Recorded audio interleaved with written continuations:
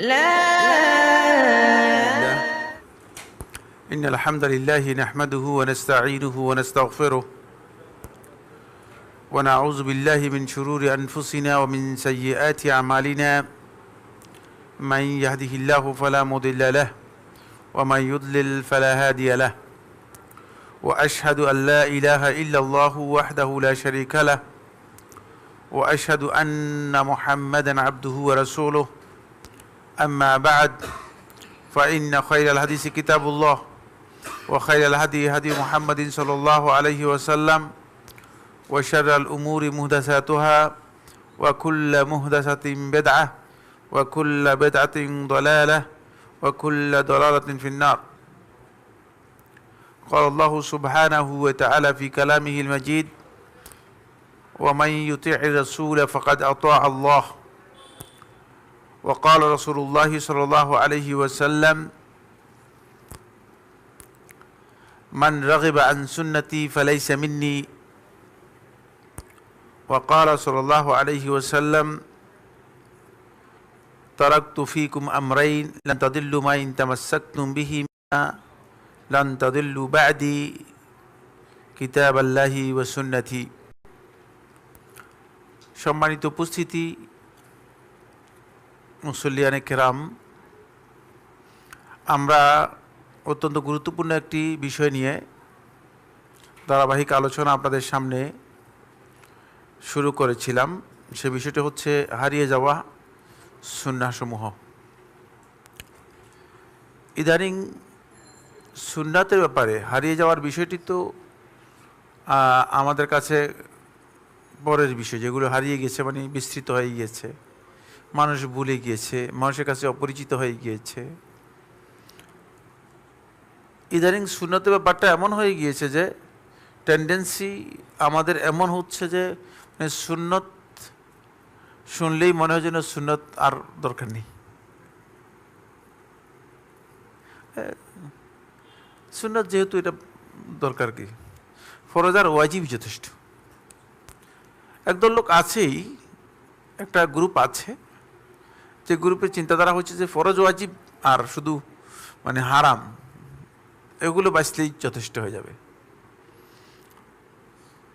এর মধ্যে আমাদের মধ্যে একটা গ্রুপ তৈরি হচ্ছে যাদের টেন্ডেন্সি এমন হচ্ছে যে সুন্নাহ বর্জন করাটাই হচ্ছে সুন্নাহ, এমন একটা অবস্থা।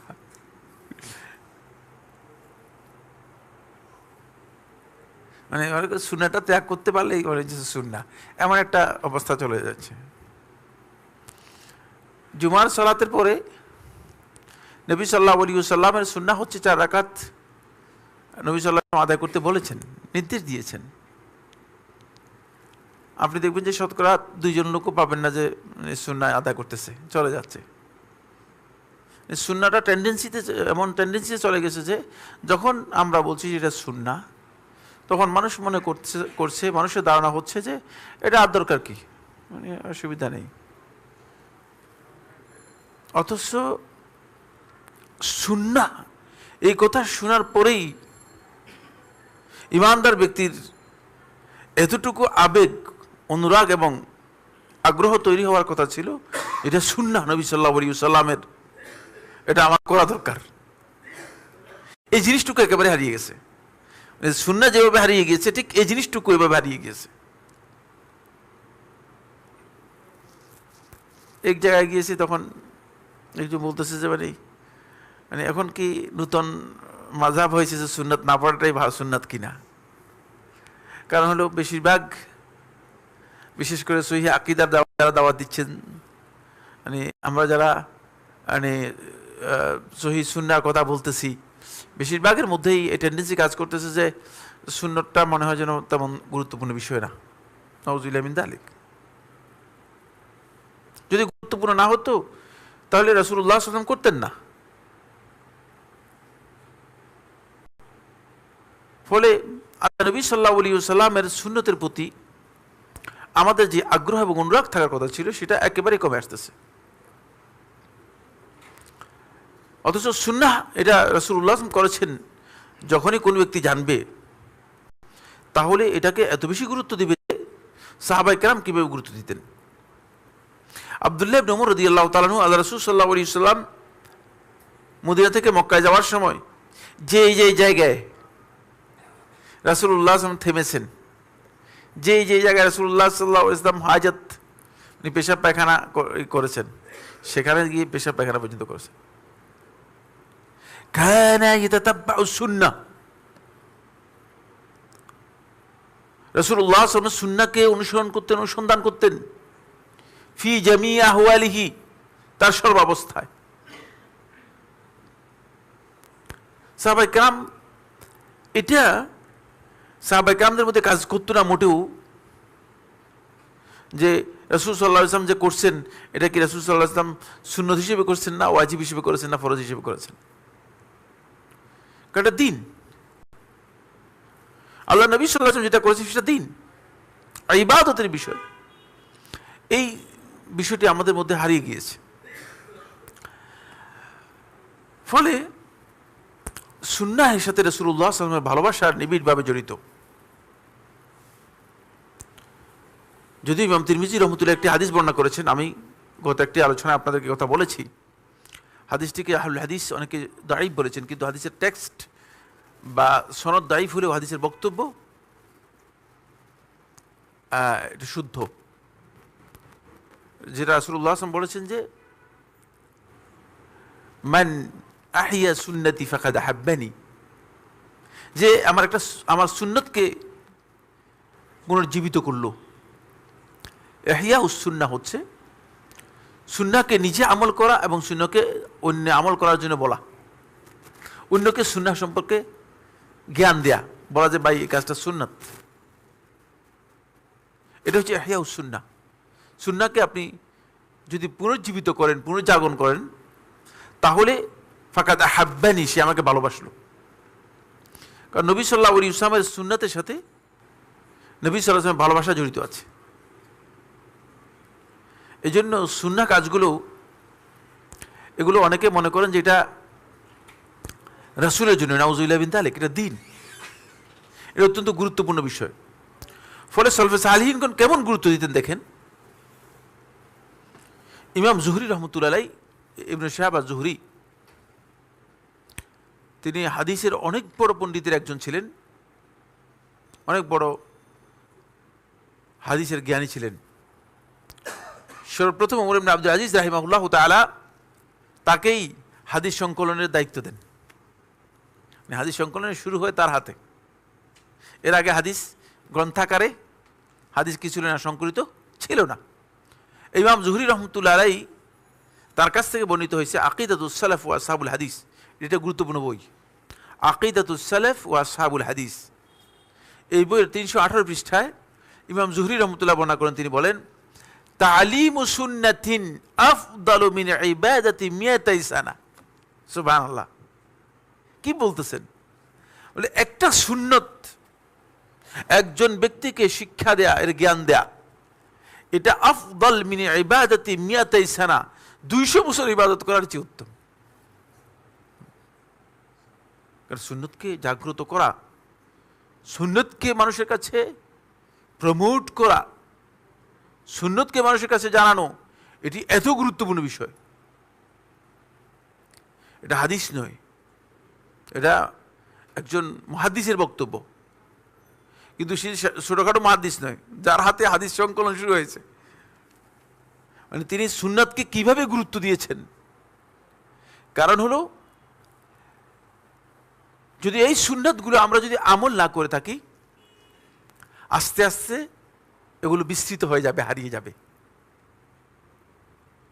কিভাবে সাহাবায়ে কেরামদের কাছ থেকে আমাদের কাছে এই সুন্নাতগুলো এসেছে? কিভাবে এসেছে? এসেছি তো এই সুন্নাত আমলের মাধ্যমেই। আজকে সেই জিনিসটুকু আমাদের কাছ থেকে হারিয়ে যাচ্ছে এমনভাবে যে অনেকেই সুন্নতের ব্যাপারে উদাসীনতা আছে, সুন্নত হিসেবে সেটাকে তেমন গুরুত্ব দিচ্ছেন না। এই কাজটি একেবারেই ভুল কাজ, এটা মোটেও গ্রহণযোগ্য কাজ নয়। আসুন আমরা আজকের আলোচনায় যেই হারিয়ে যাওয়া সুন্নাতগুলো নিয়ে কথা বলবো, সেগুলোর প্রথম সুন্নাতটি হচ্ছে এই সুন্নাতটি একেবারেই বিস্তৃত হয়নি, কিন্তু তারপরেও একেবারেই কমে গিয়েছে। সেটা হলো নবী সাল্লাল্লাহু আলাইহি ওয়াসাল্লামের নাম যখন শোনা হয় তখন আমরা নবী সাল্লাল্লাহু আলাইহি ওয়াসাল্লামের উপর সালাতু সালাম পড়ি না। কমন হয়ে গেছে। অনেকে আছে তো মানে রাসূল বলেছেন।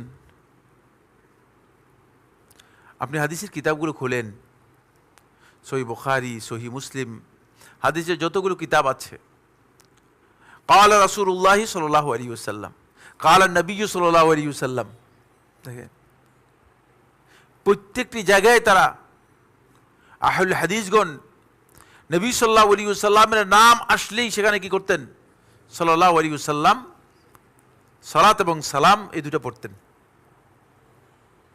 সালাত এবং সালাম এই দুটাকে যুক্ত করতেন। এটি গুরুত্বপূর্ণ সুন্নাহ।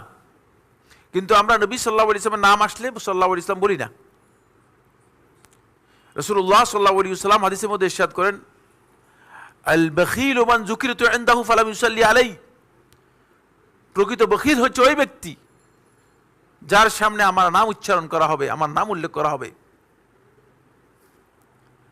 অথচ আমার উপর দরুদ পাঠ করবে না। আমরা আমাদের দরুদকে জিলাফি মিলাদের মধ্যে নিয়ে গিয়েছি। এখন জিলাফি আনলে মিলাদ হয় আর দরুদ হয়, এছাড়া নবী সাল্লাল্লাহু আলাইহি ওয়াসাল্লামের নাম শুনলেও দরুদ নেই, কিচ্ছু নেই। এখানে আমি গুরুত্বপূর্ণ কয়েকটি পয়েন্ট আলোচনা করব। 1 নম্বর পয়েন্ট হচ্ছে নবী সাল্লাল্লাহু আলাইহি ওয়াসাল্লামের নাম এবং নবী সাল্লাল্লাহু আলাইহি ওয়াসাল্লামের গুণ, নবী সাল্লাল্লাহু আলাইহি ওয়াসাল্লামের নবী রাসূল, এই প্রত্যেকটির ক্ষেত্রে সাল্লাল্লাহু আলাইহি ওয়াসাল্লাম পড়া সুন্নাহ।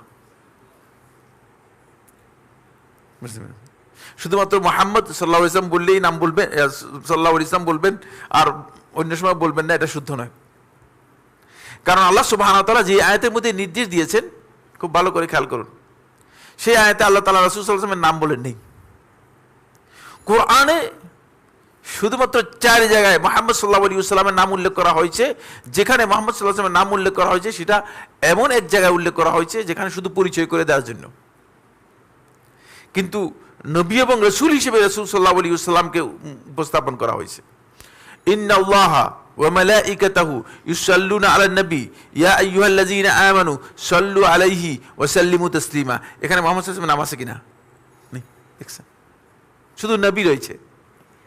নবী এবং রাসূল সাল্লাল্লাহু আলাইহি ওয়াসাল্লাম যেহেতু তার নাম উল্লেখ করার সাথে তার এই বৈশিষ্ট্যের সাথে জড়িত, সুতরাং সুন্নাহ হচ্ছে সেখানে আমাকে কি করতে হবে? দরুদ পড়তে হবে, দরুদ পড়তে হবে। আলেমদের মধ্যে কেউ কেউ ওয়াজিবও বলেছেন, এই মাসআলার মধ্যে খেলাফ রয়েছে। আমরা যেহেতু খেলাফে যাব না, সেজন্য আমি খেলাফের দিকে আপনাদেরকে নিয়ে যাচ্ছি না। বাকি দেখা যাচ্ছে যে নবী সাল্লাল্লাহু আলাইহি ওয়াসাল্লামের নাম আসলে আমরা সাল্লাল্লাহু আলাইহি ওয়াসাল্লাম এতটুকু সংক্ষিপ্ত দরুদটাও আমরা পড়ি না। এটা এই সুন্নাহটি একেবারেই বিস্তৃত হয়ে যাচ্ছে। আমি বসে আছি,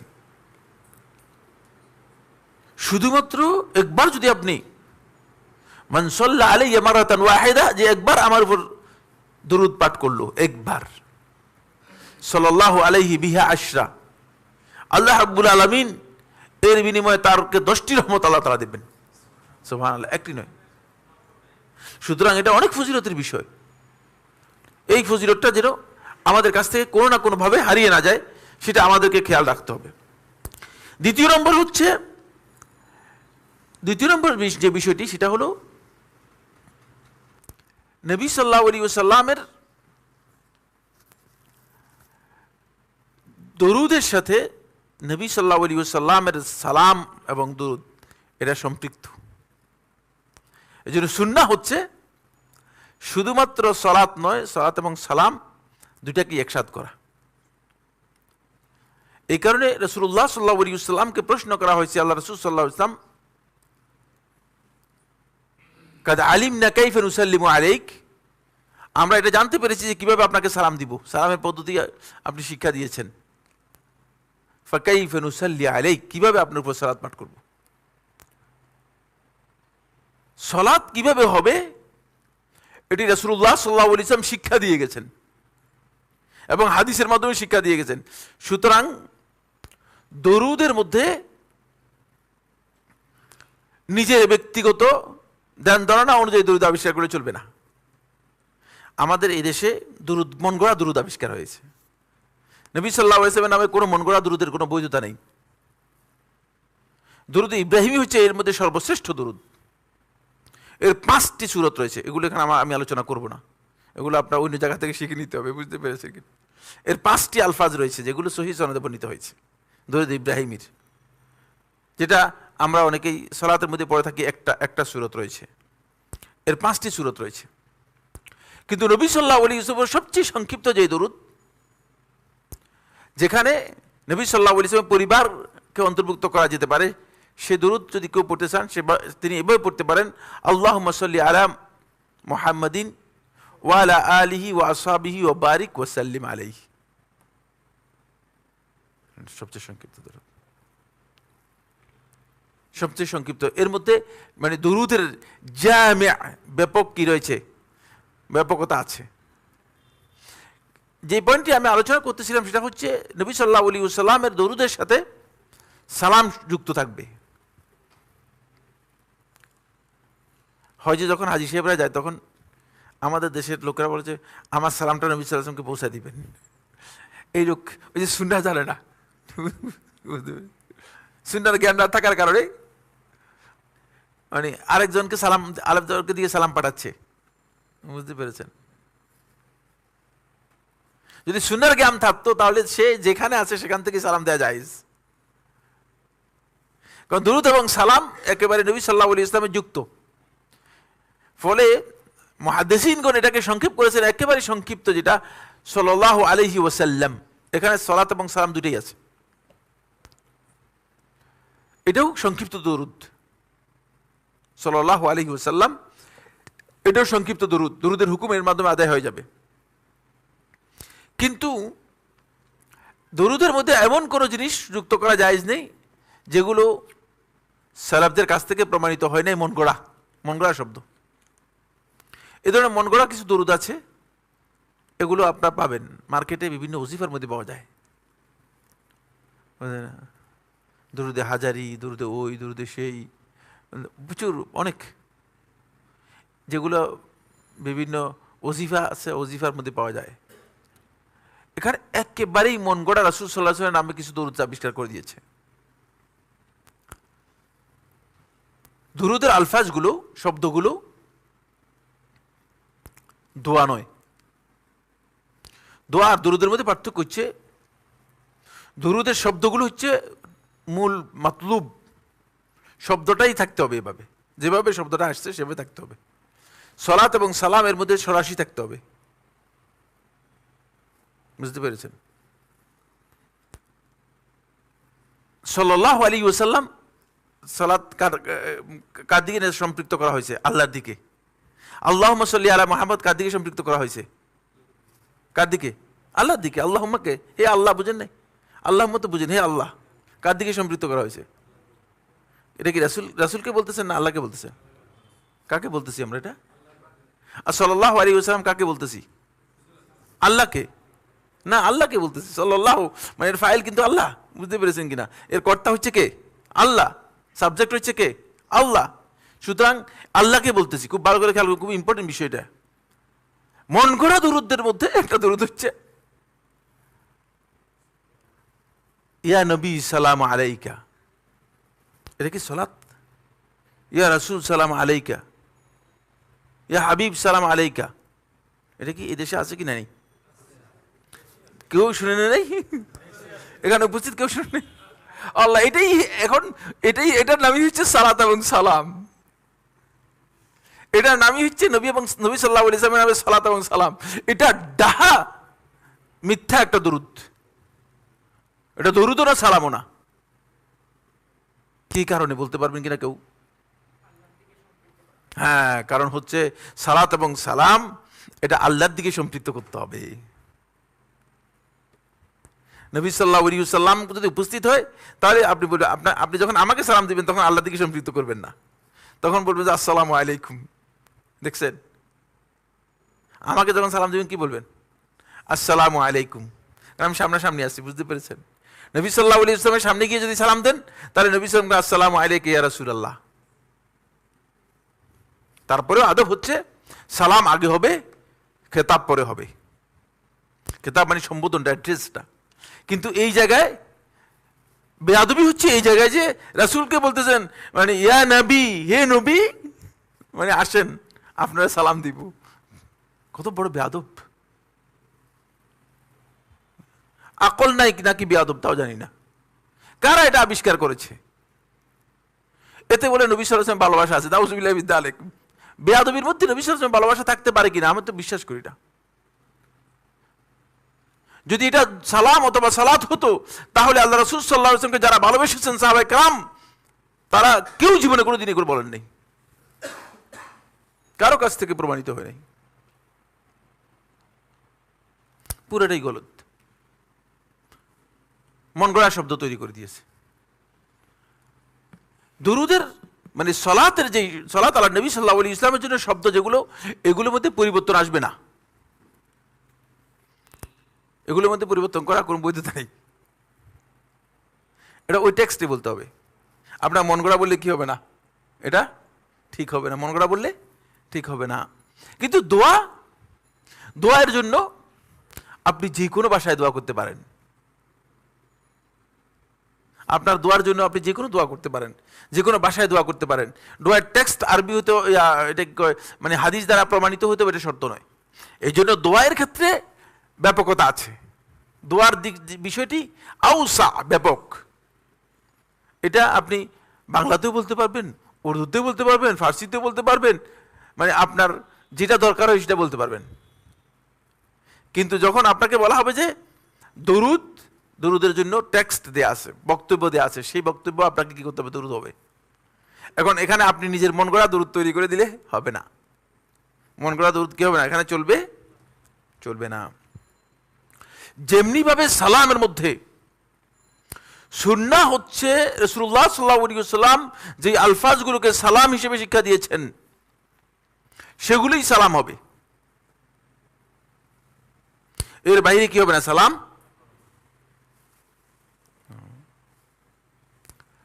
যেমন আসসালামু আলাইকুম ওয়া রাহমাতুল্লাহি ওয়া বারাকাতুহু, এতটুকু পর্যন্ত রাসূলুল্লাহ সাল্লাল্লাহু আলাইহি ওয়াসাল্লামের হাদিস দ্বারা সাব্যস্ত হয়েছে, আসসালামু আলাইকুম ওয়া রাহমাতুল্লাহি ওয়া বারাকাতুহু। ঠিক আছে? এখন মানে বেশি ফজিলত না বেশি সওয়াবের জন্য নাকি ব্যাককলির জন্য? আসসালামু আলাইকুম ওয়া রাহমাতুল্লাহি ওয়া বারাকাতুহু মাগফিরাতুহু ওয়া রিদওয়ানুহু ওয়া জান্নাতুহু, মানে কি? মানে রাসূলের থেকে উপরে উঠছেন না নিচে নামছেন, কোনটা? সাহাবায়ে কেরামদের থেকে উপরে উঠে গেছেন না নিচে নামছেন, কোনটা করলেন এটা? আব্দুল্লাহ ইবনে আব্বাস রাদিয়াল্লাহু তাআলা আনহু, মুওয়াত্তা মালিকের মধ্যে এসেছে রিওয়ায়াতটি। আব্দুল্লাহ ইবনে আব্বাস রাদিয়াল্লাহু তাআলা আনহু তিনি জীবনের শেষের দিকে আব্দুল্লাহ ইবনে আব্বাস অন্ধ হয়ে গিয়েছিলেন।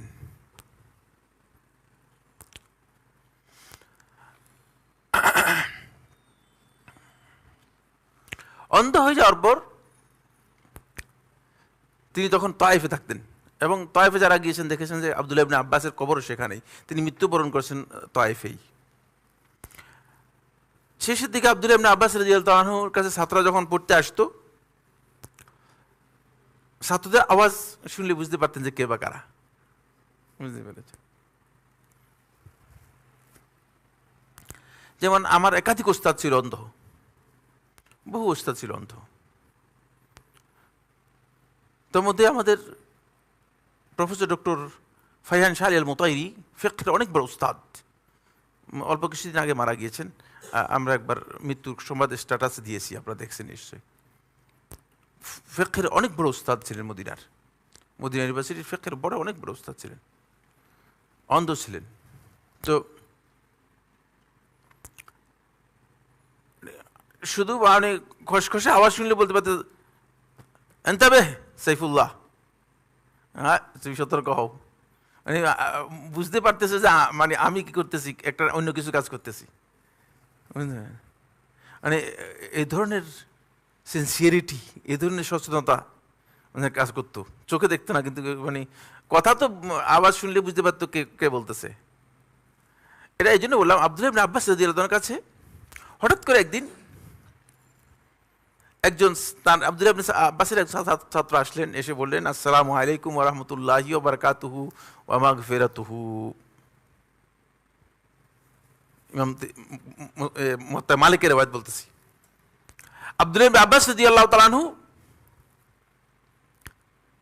বললেন যে, আলাস্তা যালিকা রাজুল, তুমি কি ওই ব্যক্তি না যে আগে আমাদের এখানে দার্সের মধ্যে আসতে, আমাদের সাথে বসতে? বলে, হ্যাঁ আমি তো আসতাম। তুমি আজকে হঠাৎ করে এরকম হলে কেন? বলে যে কি? ইয়া ইবনে আব্বাস, ইয়া ইবনে আম্মি রাসূলিল্লাহ, হে আব্দুল্লাহ ইবনে আব্বাস, আল্লাহ রাসূল সাল্লাল্লাহু আলাইহি ওয়াসাল্লাম চাচা তো ভাই, কি কোন আমার উপর কোন বিষয় আপনি দেখতে? বলতে যে তুমি দেখা যাচ্ছে যে রাসূল সাল্লাল্লাহু আলাইহি ওয়াসাল্লামের সালাম পর্যন্ত পরিবর্তন করে দিয়েছো। আল্লাহ রাসূল সাল্লাল্লাহু আলাইহি ওয়াসাল্লাম আমাদেরকে সালাম শিক্ষা দিয়েছে, আসসালামু আলাইকুম ওয়া রাহমাতুল্লাহি ওয়া বারাকাতুহু, আসসালাম এখানেই শেষ। আর তুমি কোত্থেকে আল্লাহ রাসূলের সালাম পরিবর্তন করে এসে বলতেছো ওয়া মাগফিরাতুহু? বুঝতে পেরেছেন? বুঝতে পেরেছেন? এখানে নিজের মন গড়া চলবে না, যতই ভালো কথা হোক না কেন।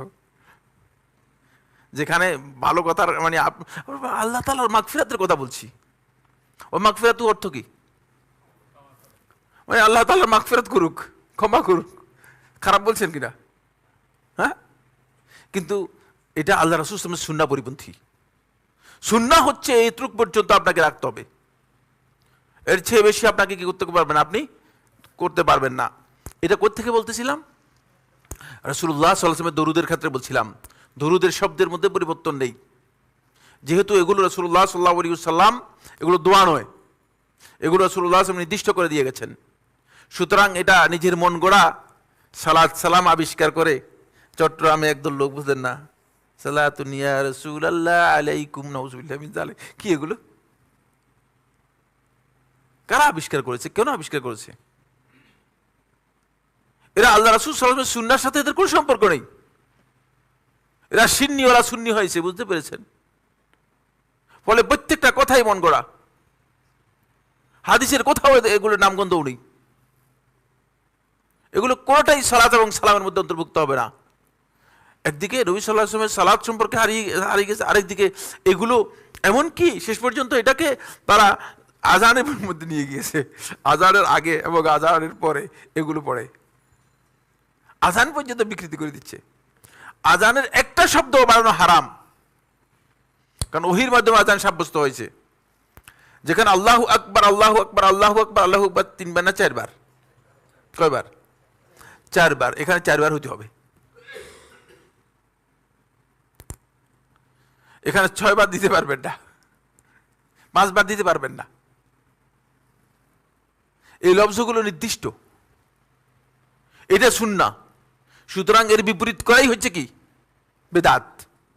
এর বিপরীতটাই জায়েজ নেই, কারণ এটা ইচ্ছাকৃতভাবে আপনি নবী সাল্লাল্লাহু আলাইহি ওয়াসাল্লাম যেই গাইডেন্স দিয়েছেন, নবী সাল্লাল্লাহু আলাইহি ওয়াসাল্লাম যে পথ দেখিয়েছেন, যে পদ্ধতি দেখিয়েছেন, নবী সাল্লাল্লাহু আলাইহি ওয়াসাল্লামের তরিকাকে ইচ্ছাকৃতভাবে আপনি কি করেছেন?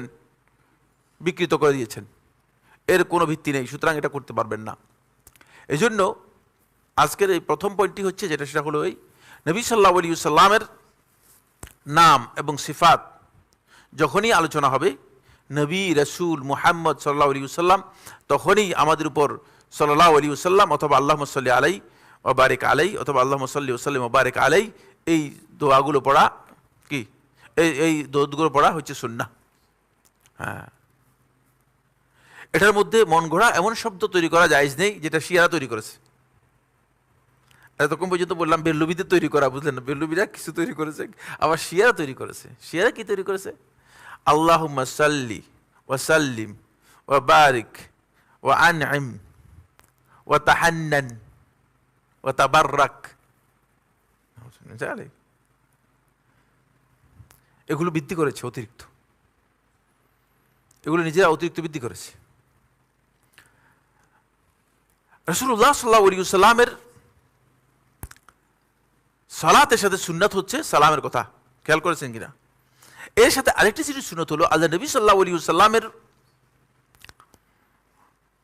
সালাত বা দরুদের সাথে নবী সাল্লাল্লাহু আলাইহি ওয়াসাল্লামের আলি মুহাম্মদ, নবী সাল্লাল্লাহু আলাইহি ওয়াসাল্লামের আলিহি, তার আলের জন্য সালাত এবং সালাম, এটাও সুন্নাহর সাথে জড়িত, এটাও সুন্নাহ। এই জন্য সালফে সালেহিনদের মধ্যে অনেকেই মানে এটাকে বলতে আল্লাহুম্মা সাল্লি আলা মুহাম্মদ ওয়া আলিহি ওয়া আসহাবিহি ওয়া সাল্লিম। নবী সাল্লাল্লাহু আলাইহি ওয়াসাল্লামের আল, নবী সাল্লাল্লাহু আলাইহি ওয়াসাল্লাম পরিবার পরিজন, আর আলের মধ্যে নবী সাল্লাল্লাহু আলাইহি ওয়াসাল্লামের সাহাবায়ে কেরামও অন্তর্ভুক্ত, যারা নবী সাল্লাল্লাহু আলাইহি ওয়াসাল্লামের কাছে ছিলেন এরা অন্তর্ভুক্ত।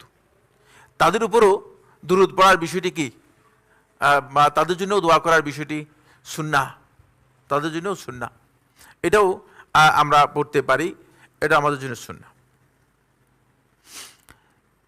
এর সাথে যুক্ত হচ্ছে নবী সাল্লাল্লাহু আলাইহি ওয়াসাল্লামের সাহাবায়ে কেরামদের নামের সাথে আত-তারাদ্দি আনহুম, এটাও সুন্নাহ। জুমহুর আহলে হাদিস এটাকে সুন্নাহ বলেছেন। এই জন্য সাহাবায়ে কেরামদের নাম উচ্চারণ করার পরে রাদিয়াল্লাহু আনহু অথবা রাদিয়াল্লাহু আনহু আরদাহ, এটি সালাফদের মানহাজ। সালফে সালেহিনগণ এইভাবেই করতেন, সাহাবায়ে কেরামদের নাম যখন উচ্চারণ করতেন তখন রাদিয়াল্লাহু আনহু আরদাহু।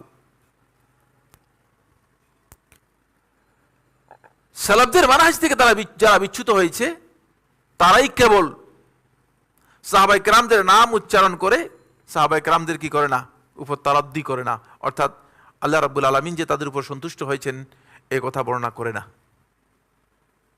রাদিয়াল্লাহু আনহুও বলে না, কিছুই বলে না। এটি সাহাবায়ে কেরামদের সম্মানের সাথে জড়িত, সাহাবায়ে কেরামের ভালোবাসার সাথে জড়িত। আমরা আজকে খুতবার মধ্যে এই বিষয়গুলো আলোচনা করেছি যে সাহাবায়ে কেরামের ভালোবাসাটা আমাদের দ্বীন এবং ঈমানের সাথে জড়িত। সুতরাং এটা আমাদের খেয়াল রাখতে হবে যে সাহাবায়ে কেরামদের নাম আসলে সুন্নাহ হচ্ছে তাদের উপর তারাদ্দি করা, এটা সালাফদের মানহাজ। অনেকে আছে দেখা যাচ্ছে যে সাহাবায়ে কেরামদের নাম উচ্চারণ করে যাচ্ছেন কিন্তু তাদের উপর রাদিয়াল্লাহু আনহু যে বলার মানে সেটা করেন না, এটা সবচেয়ে গলদ এবং এটা ভুল কাজ। এরপরে যে বিষয়টি আলোচনা করব সেটা হচ্ছে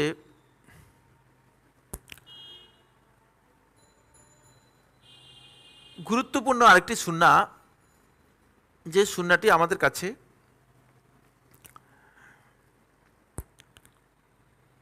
অনেকটা বলা যেতে পারে বিস্তৃত।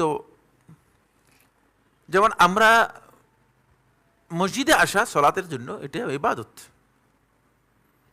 মসজিদে আসবেন আর যাবেন, আসলেন যতটুকু, গেলেন যতটুকু, প্রত্যেকটা কদম, একটা কদম দিলে একটা আপনার জন্য একটা সওয়াব লেখা হবে, আর একটা কদম উঠলে আপনার একটা গুনাহ কি হয়ে যাবে, মুছে দেওয়া হবে।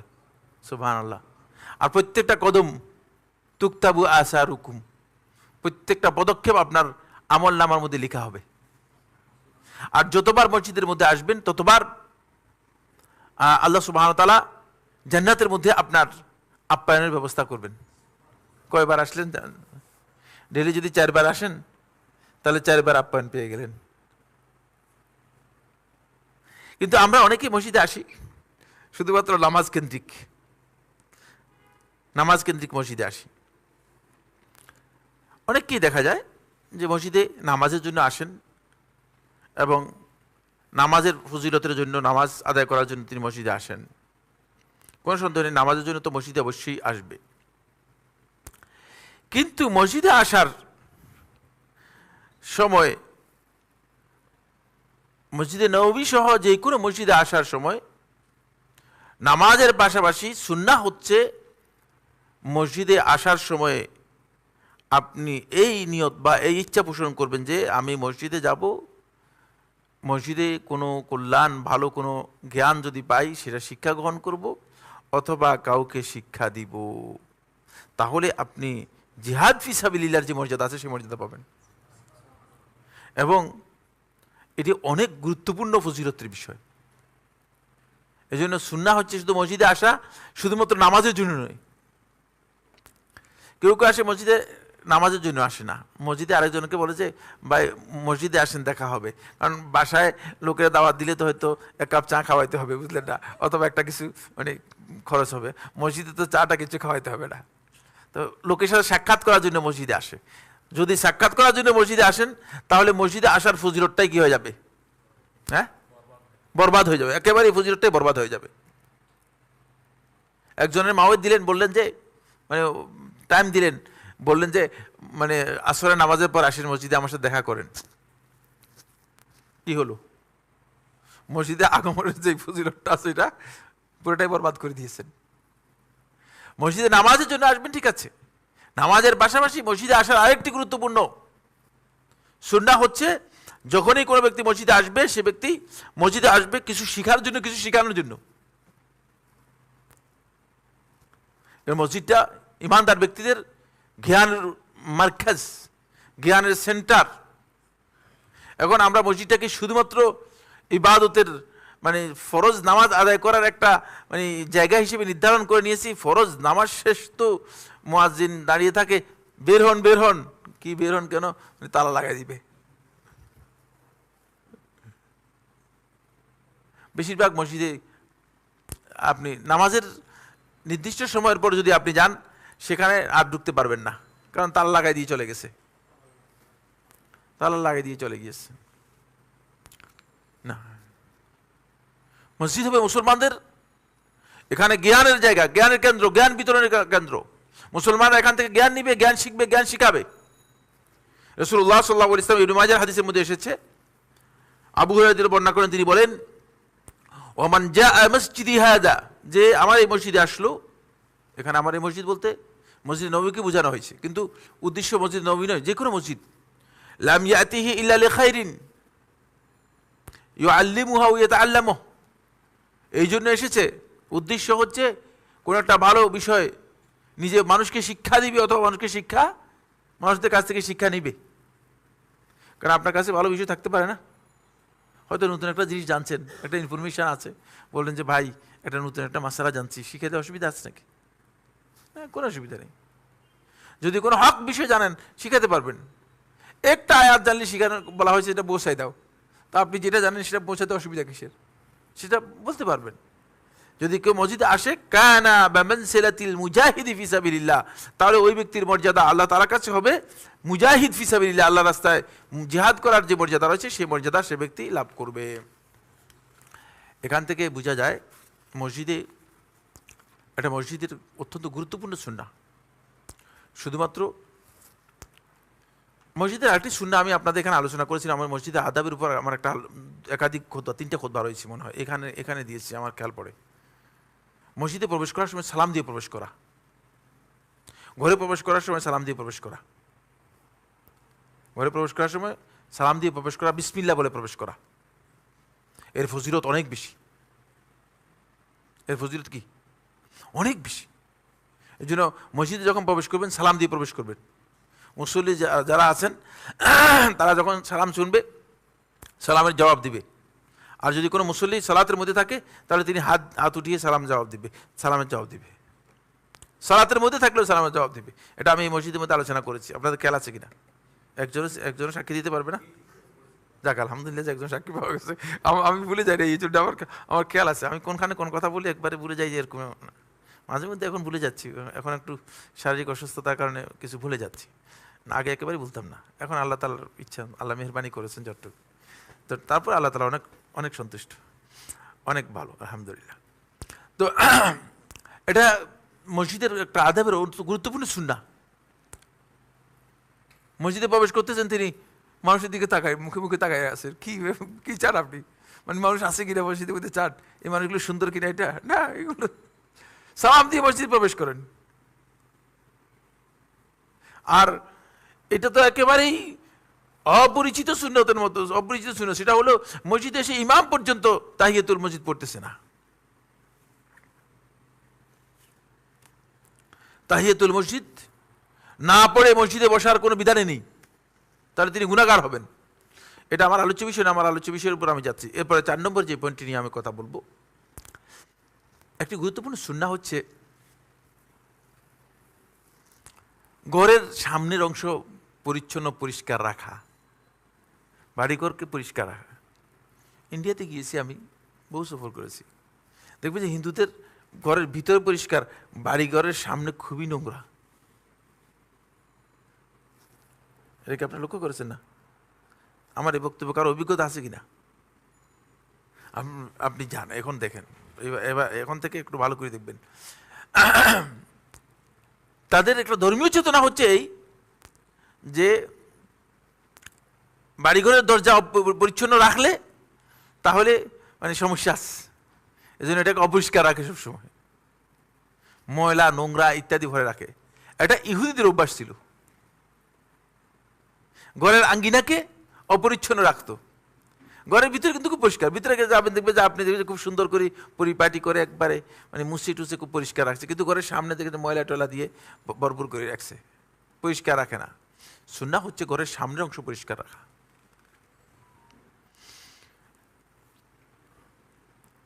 মানুষ রাসূলুল্লাহ সাল্লাল্লাহু আলাইহি ওয়াসাল্লামের সুন্নাহর পরিপন্থী হচ্ছে ঘরের সামনে ময়লা এবং ডাস্টবিন ফেলে রাখবেন, এটা সুন্নাহ পরিপন্থী কাজ।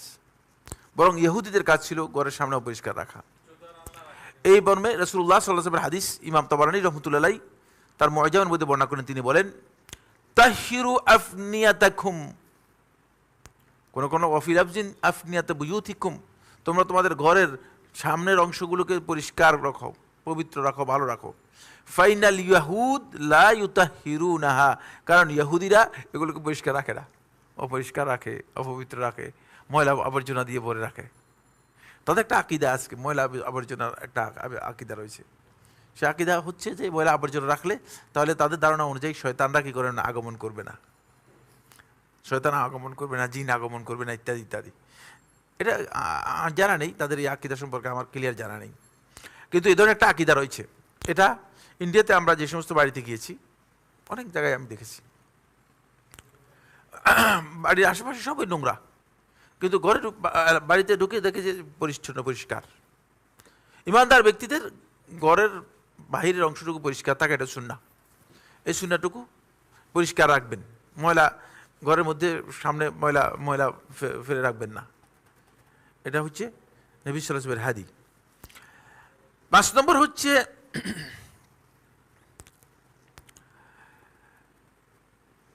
উযু এবং ইস্তিনজা এবং ইস্তিজমারের ক্ষেত্রে, ইস্তিনজা এবং ইস্তিজমার আমরা জানি, ইস্তিনজা হচ্ছে পানি দিয়ে পবিত্রতা হাসিল করাকে ইস্তিনজা বলা হয়। ইস্তিনজা কি? পানি দিয়ে পবিত্রতা হাসিল করাকে ইস্তিনজা বলা হয়। মানে পানি ব্যবহার করে পেশাব পায়খানা থেকে পবিত্র হওয়া হচ্ছে কি? ইস্তিনজা। এটা বুঝতে পেরেছেন কিনা? আর ইস্তিজমার হচ্ছে পাথর অথবা ঢিলা কুলুক ব্যবহার করে পেশাব পায়খানা থেকে পবিত্র হওয়ার নাম হচ্ছে কি? ইস্তিজমার। এটাকে কি বলা হয়? ইস্তিজমার। দুইটা শব্দ। কয়টা শব্দ? একটা হচ্ছে ইস্তিনজা আর একটা হচ্ছে কি? ইস্তিজমার। ইস্তিজমার। রাসূলুল্লাহ সাল্লাল্লাহু আলাইহি ওয়াসাল্লামের সুন্নাহ হচ্ছে, আল্লাহ নবী সাল্লাল্লাহু আলাইহি ওয়াসাল্লাম ইস্তিজমারের ক্ষেত্রে রাসূলুল্লাহ সাল্লাল্লাহু আলাইহি ওয়াসাল্লাম পাথর, মাটি জাতীয় এগুলোর অনুমোদন দিয়েছেন। কিন্তু নবী সাল্লাল্লাহু আলাইহি ওয়াসাল্লাম এর সুন্নাহ পরিপন্থী হচ্ছে, নবী সাল্লাল্লাহু আলাইহি ওয়াসাল্লাম হাড্ডি অথবা গোবর অথবা কয়লা ইস্তিজমারের মধ্যে ব্যবহার করতে না নিষেধ করেছেন। এটা হচ্ছে সুন্নাহ। নবী সাল্লাল্লাহু আলাইহি ওয়াসাল্লাম কয়লা বা কয়লা জাতীয় জিনিস দিয়ে ইস্তিজমার করতে নিষেধ করেছেন, এটি সুন্নাহ পরিপন্থী। আপনি মাটি বা পাথর জাতীয় জিনিস দিয়ে ইস্তিজমার করতে পারবেন। এই ক্ষেত্রে বর্তমানে ইস্তিজমারের ক্ষেত্রে আপনি টিস্যু অথবা কাপড় ব্যবহার করতে পারবেন, টিস্যু অথবা কাপড়ও ব্যবহার করতে পারবেন। এটি সুন্নাহ অনুমোদিত, সুন্নাহ অনুমোদিত। তবে এমন কাগজ অথবা কাপড় ব্যবহার করা জায়েজ নেই যাতে আল্লাহ তাআলার নাম, কোরআনের নাম অথবা কোনো সম্মানজনক কিছু লিখিত আছে, আয়াত লিখিত আছে অথবা কোনো সম্মানজনক, যেমন মনে করেন কোনো গুরুত্বপূর্ণ বিষয় লেখা আছে।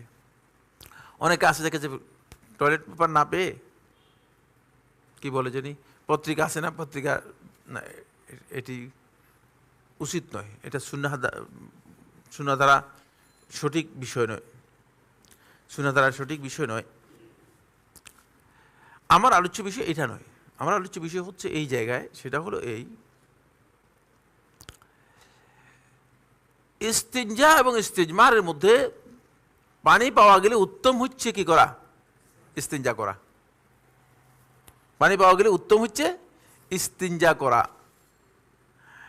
কিন্তু কোনো ব্যক্তি যদি ইস্তিজমার এবং ইস্তিনজাকে একসাথ করে, এটা সুন্নাহ পরিপন্থী নয়, বরং এই কাজটি সুন্নাহ সমর্থন করে, এটা করা যেতে পারে।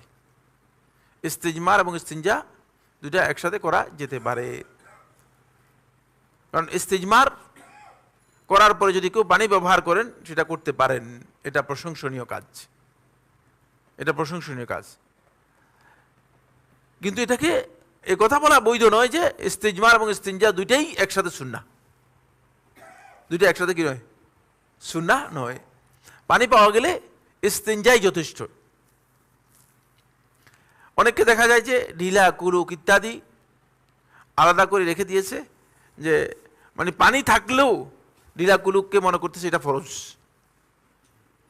ঢিলা কুলুক ছাড়া কি হবে না? বলছে ঢিলা কুলুক ছাড়া কি হয় না? তাহারাত হাসিল হয় না। এটি একেবারেই ভুল মাসআলা। পানি হচ্ছে মূলত তাহারাতের জন্য, নাজাসাত দূর করার জন্য যথেষ্ট। নাজাসাত দূর করার ক্ষেত্রে পানি হচ্ছে আসল। সুতরাং কোনো ব্যক্তি যদি পানি পেয়ে যায়, তাহলে তার নাজাসাত কি হয়ে যাবে? দূর হয়ে যাবে। এখানে আর কোনো বিষয় নেই। কিন্তু উত্তম হচ্ছে যদি কেউ মনে করেন, এটা অনেক ক্ষেত্রে নেই। এখন এটা আমরা করতে পারি, সেটা হলো আপনি টিস্যু ব্যবহার করতে পারেন, তারপরে পানি ব্যবহার করতে পারেন। তাহলে আপনি ইস্তিজমার এবং ইস্তিনজা দুইটাকে কি করলেন? একসাথ করলেন। এটা সুন্নাহ, এটা হচ্ছে সুন্নাহ। এই সুন্নাহটি অনেক ক্ষেত্রে দেখা যাচ্ছে যে এখন আর মানুষ তেমন বেশি গুরুত্ব দিচ্ছে না, যেহেতু পানি অ্যাভেলেবেল হয়ে গিয়েছে, এটা গুরুত্ব দিচ্ছে না। কিন্তু এটা সাহাবায়ে কেরামদের আমল সাব্যস্ত হয়েছে। কুবাবাসী নবী সাল্লাল্লাহু আলাইহি ওয়াসাল্লামের সময় আমল করেছেন, প্রমাণিত হয়েছে। সুতরাং এটা যদি কেউ করেন, তিনি করতে পারেন।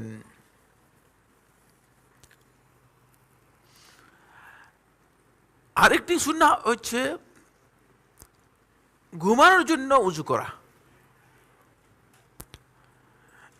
ঘুম আসলে আমাদের জীবনের জন্য অত্যন্ত গুরুত্বপূর্ণ একটি বিষয়।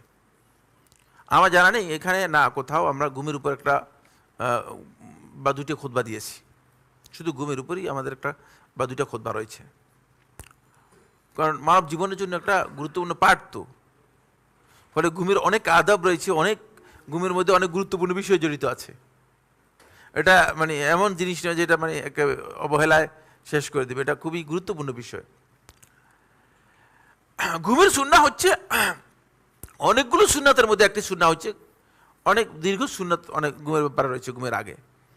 ঘুমের আগে উযু করা হচ্ছে সুন্নাহ। কোনো ব্যক্তি যদি ঘুমাতে যেতে চান, তাহলে তিনি ঘুমের আগে সুন্নাহ হচ্ছে তিনি উযু করবেন। এর ফজিলত অনেক বেশি।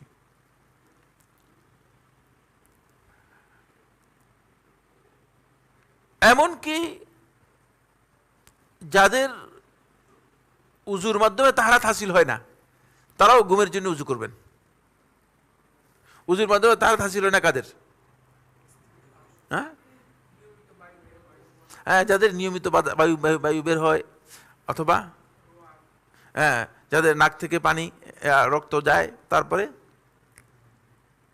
যেমন যে সমস্ত নারীদের হাইজ হচ্ছে তো গোসল করলেও কি হবে না? উযু তো দূরের কথা, গোসল করলেও কি হবে না? পবিত্রতা হবে না। কিন্তু তারা ঘুমের জন্য কি করবে? উযু করবে। ঘুমের জন্য উযু করবে, এটা সুন্নাহ। ঘুমের জন্য উযু করবে। নবী সাল্লাল্লাহু আলাইহি ওয়াসাল্লাম এর ফজিলত বর্ণনা করেছেন, এবং নবী সাল্লাল্লাহু আলাইহি ওয়াসাল্লাম ঘুমের জন্য উযু করার কথা বলেছেন। ফজিলতের ব্যাপারে রাসূলুল্লাহ সাল্লাল্লাহু আলাইহি ওয়াসাল্লামের একটি হাদিস রয়েছে, যে হাদিসটি ইমাম তাবারানী রাহমাতুল্লাহ আলাইহি তার মুআজ্জামের মধ্যে বর্ণনা করেছেন। তিনি বলেন, আব্দুল্লাহ ইবনে উমর রাদিয়াল্লাহু বর্ণনা করেন, قال তাহহিরু হাযিহিল আজসাদ তাহহারাকুমুল্লাহ, তোমরা তোমাদের এই শরীরটাকে পবিত্র রাখো, আল্লাহ তাআলা তোমাদেরকে পবিত্র রাখবেন। এটা ইমানদার ব্যক্তিদের খুবই গুরুত্বপূর্ণ কাজ। পবিত্রতা, সবসময় পবিত্র অবস্থায় থাকা, এটা ইমানদার ব্যক্তিদের গুরুত্বপূর্ণ কাজ। এই জন্য রাসূলুল্লাহ সাল্লাল্লাহু আলাইহি ওয়াসাল্লাম আরেকটি হাদিসের মধ্যে বলেছেন, লা ইউহাফিজু আলাল উযু ইল্লা মুমিন, কেবল মুমিন ব্যক্তিই উজু কি করতে পারে, সবসময় উজুর উপর থাকে, ইমানের সাক্ষী হবে। দেখছেন, যদি আপনি সবসময় উজুর উপর থাকতে পারেন তাহলে আপনার ইমানের সাক্ষী হবে, আপনি ইমানের উপর থাকতে পারবেন। তাহিরু হাজিল আজসাদ তাহারাকুমুল্লাহ, তাহলে আল্লাহ তাআলা তোমাদেরকে পবিত্র করবেন। ফাইন্নাহু লাইসা আবদুন ইয়াবিতু তাহিরান ইল্লা বাতা মাহু ফি শিআরিহি ইয়ানি ফি লিহাফিহি ইল্লা বাতা মাহু ফি শিআরিহি মালাকুন। রাসূলুল্লাহ সাল্লাল্লাহু আলাইহি ওয়াসাল্লাম বলেন, যখন কোনো ব্যক্তি উজু করে রাত্রে ঘুমাতে যাবে তখন তার চাদরের নিচে তার সাথে একজন আল্লাহর পক্ষ থেকে নিয়োগপ্রাপ্ত ফেরেশতা থাকবে। লা ইয়ানকালিবু আইয়াতা সাআতিন মিনাল লাইলি, রাতের যে কোনো অংশে যে কোনো সময় যখনই সে এই একদিক আরেক দিক ফিরবে, একদিক আরেক দিক ফিরবে, ইল্লা কালা যালিকাল মালিক, ওই ফেরেশতা তার জন্য দোয়া করতে থাকবে আর বলবে আল্লাহুম্মা লি আবদিকা, হে আল্লাহ আপনি আপনার এই বান্দাকে ক্ষমা করে দিন। সুবহানাল্লাহ। ফাইন্নাহু বাতা তাহিরান, কারণ সে মানে রাত্রে ঘুমাচ্ছিল পবিত্র অবস্থায়। এটা অনেক লম্বা বক্তব্য রয়েছে, জাস্ট আমি মূল বিষয় আমার এই সুন্নাহটা যেন আমরা অভ্যাসে পরিণত করতে পারি। এটা তো অনেক বেশি, কোনো টাকাই খরচ হবে না। পানি আর কতটুকু, উজু করতে কতটুকু পানি হবে আর কতটুকু টাকাই যাবে, কিন্তু উজু করে ঘুমানোর একটা অভ্যাস তৈরি করেন, তাহলে আপনি দেখবেন যে মানে আপনার ঘুমটা ইবাদত হয়ে যাচ্ছে। আপনার ঘুম এর পরে ফেরেশতা আপনার জন্য আল্লাহ তাআলার কাছে দোয়া করতেছে, ফেরেশতা আপনার জন্য আল্লাহ রাব্বুল আলামিনের কাছে দোয়া করতেছে। সুতরাং ঘুমটাকে আমরা মানে সেইভাবে ঘুমের আগে আমরা চেষ্টা করি যেন সেটা করতে পারি। ঘুমের অন্যতম একটি সুন্নাহ হচ্ছে, অনেকগুলো সুন্নাহ রয়েছে, তোর মধ্যে আরেকটি সুন্নাহ হচ্ছে যে সুন্নাহটা একেবারেই নাই, বা কে জানে, আমি জানি না, মানে যেমন দুইটা সুন্নাহ ঘুমের বলেন দেখি, আপনি একটা বলবেন আপনি একটা বলবেন, এই যেগুলো বলছি এটা ছাড়া একটা সুন্নাহ বলেন ঘুমের। ডান কাতে, এটা তো ঘুমের জন্য, ঘুমের আগে আয়াতুল কুরসি পড়া। হ্যাঁ হ্যাঁ হ্যাঁ, বিছনা বিছনা ঝাড়া, বিছনা ঝেড়ে, হ্যাঁ হ্যাঁ হ্যাঁ, আর হ্যাঁ 3 কুল পড়া, আর হ্যাঁ আল্লাহ, হ্যাঁ তারপরে হ্যাঁ, এই সুন্নাহটা খুবই গুরুত্বপূর্ণ সুন্নাহ। সেটা হচ্ছে 33 বার সুবহানাল্লাহ, 33 বার আলহামদুলিল্লাহ, আর 34 বার আল্লাহু আকবার বলা। এটি ঘুমের আগে গুরুত্বপূর্ণ সুন্নাহ। এই সুন্নাহ যদি আপনি পালন করেন তাহলে আপনি সকালে ঘুম থেকে উঠবেন, 2 জনের কাজ করতে পারবেন, 2 জনের কাজ করতে পারবেন, 2 জনের সার্ভিস দিতে পারবেন।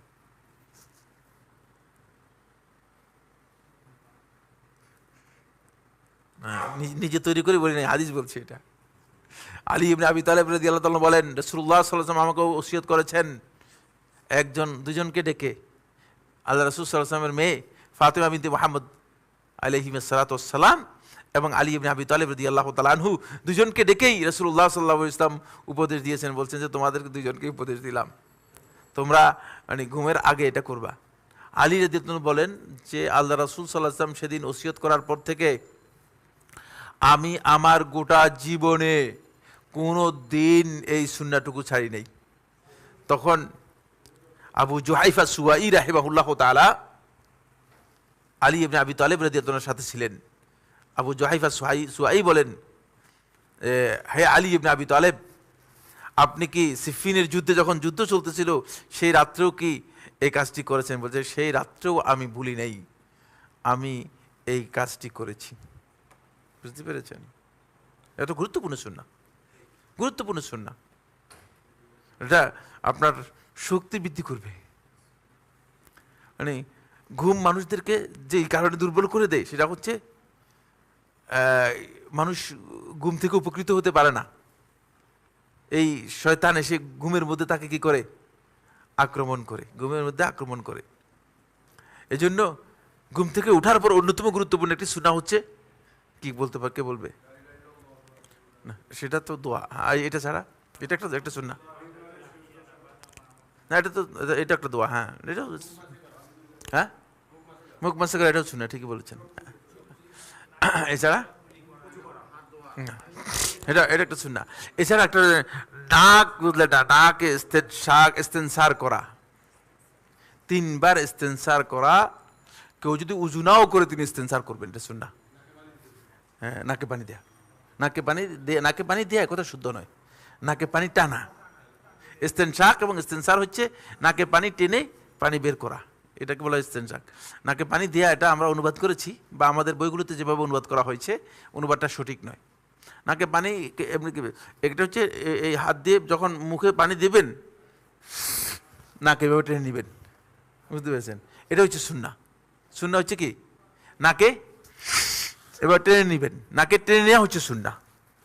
সুন্নাহটা হচ্ছে নাকে টেনে নেওয়া।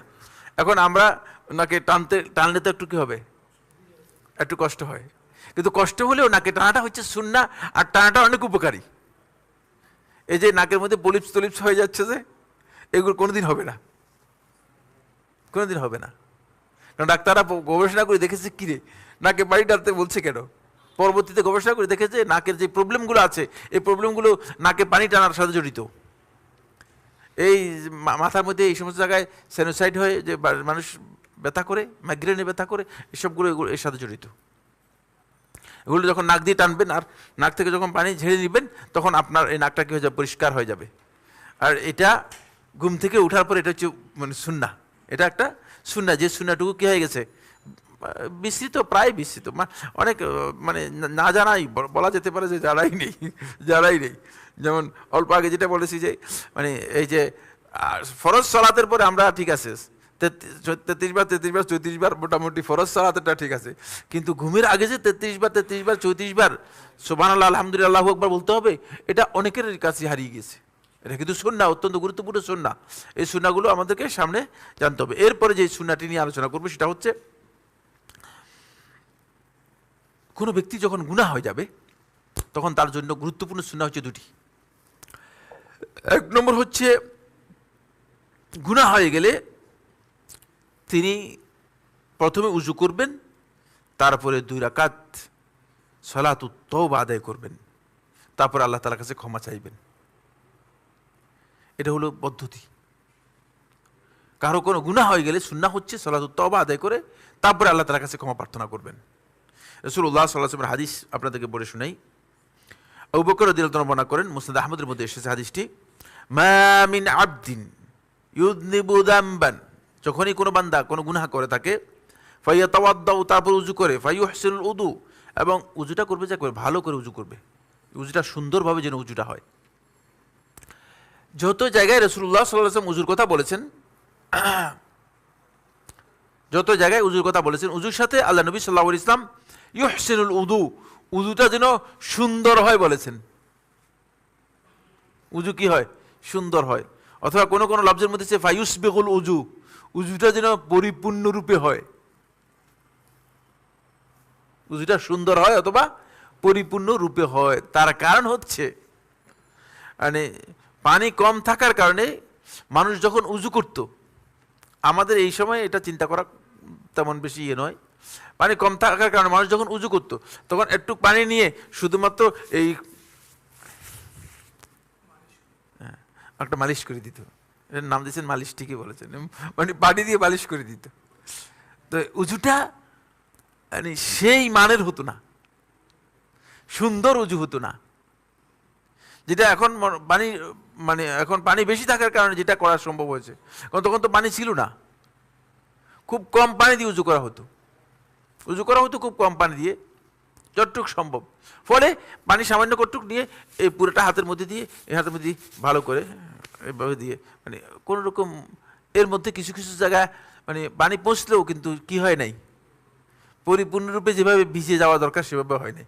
এই জন্য উজুর ক্ষেত্রে ইউহসিনুল উযু এর এটা একটা অর্থ, এটা একটা অর্থ। আরেকটা অর্থ হচ্ছে ফায়ুসবিগুল উযু, উজুটা পরিপূর্ণরূপে করবে, অথবা ইউহসিনুল উযু, উজুটা সুন্দরভাবে করবে। এর আরেকটি অর্থ হচ্ছে উজুর জায়গাগুলোর সাথে আরো কিছু অংশ কি করবে, বৃদ্ধি করবে। এখানে তো কোনি পর্যন্ত আছে, ঠিক না? একবার স্কেল দিয়ে মেপে কোনি পর্যন্ত করলে না, একটু বৃদ্ধি করবেন, একটু বৃদ্ধি করবেন। মাথার এখানে কি করবেন, মানে একটু বৃদ্ধি করে মানে পুরাটা একেবারে সুন্দর করে মানে বৃদ্ধি করবেন। পায়েও ঠিক পায়ের টাকনু পর্যন্ত না গিয়ে একটু বৃদ্ধি করবেন। এটাকে বলা হয়েছে ইউহসিনুল উযু। ফলে আবু হুরায়রা রাদিয়াল্লাহু আনহু থেকে বর্ণিত হয়েছে, আবু হুরায়রা রাদিয়াল্লাহু তাআলা আনহু তিনি মানে কি করতেন, অনেক বেশি করতেন, অনেক বেশি করতেন।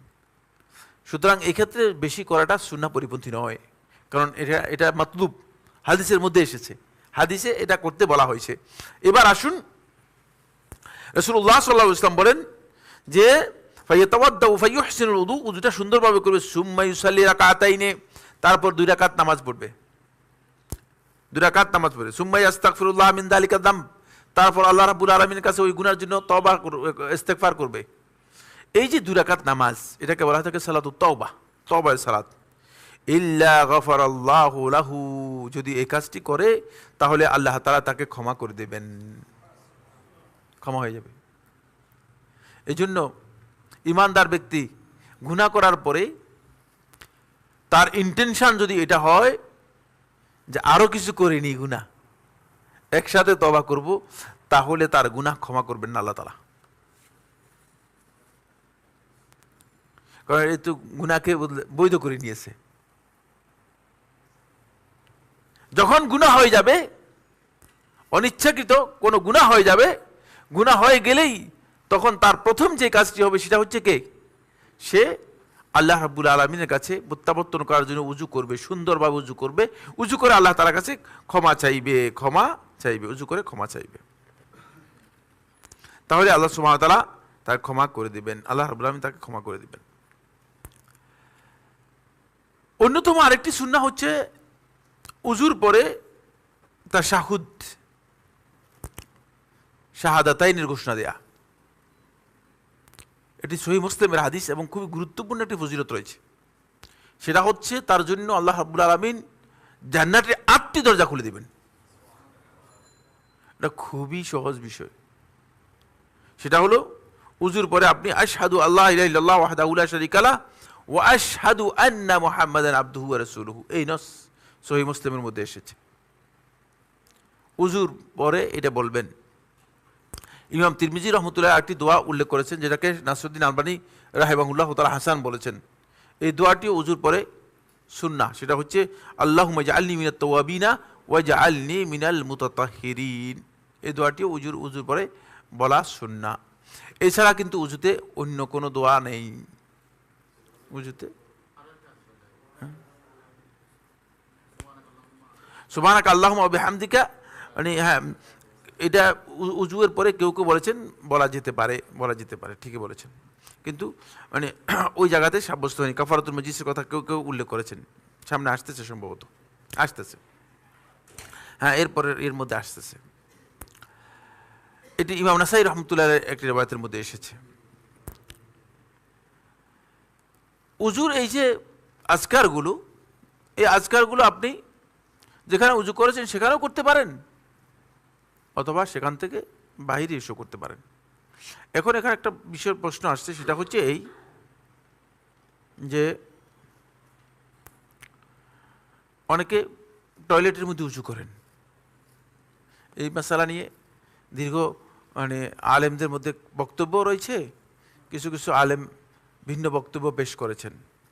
টয়লেটের মধ্যে উজু করেন, এখন কি টয়লেটের মধ্যে তিনি কি আসলে মানে শাহাদাতাইন অথবা যে দোয়ার কথা বলা হয়েছে সেই দোয়া তিনি করবেন কি না? বিশুদ্ধ বক্তব্য হচ্ছে তিনি টয়লেটের মধ্যেও সে দোয়া করতে পারবেন, টয়লেটের মধ্যে সে দোয়া করতে পারবেন। কারণ বর্তমানে যে টয়লেটগুলো রয়েছে, এই টয়লেটগুলো আসলে ওই নবী সাল্লাল্লাহু আলাইহি ওয়াসাল্লামের যুগে যে টয়লেট ছিল সেগুলোর মতো না। এগুলো হচ্ছে বাথরুম অথবা ওয়াটার কোর্স বলা হয় তাকে এগুলোকে।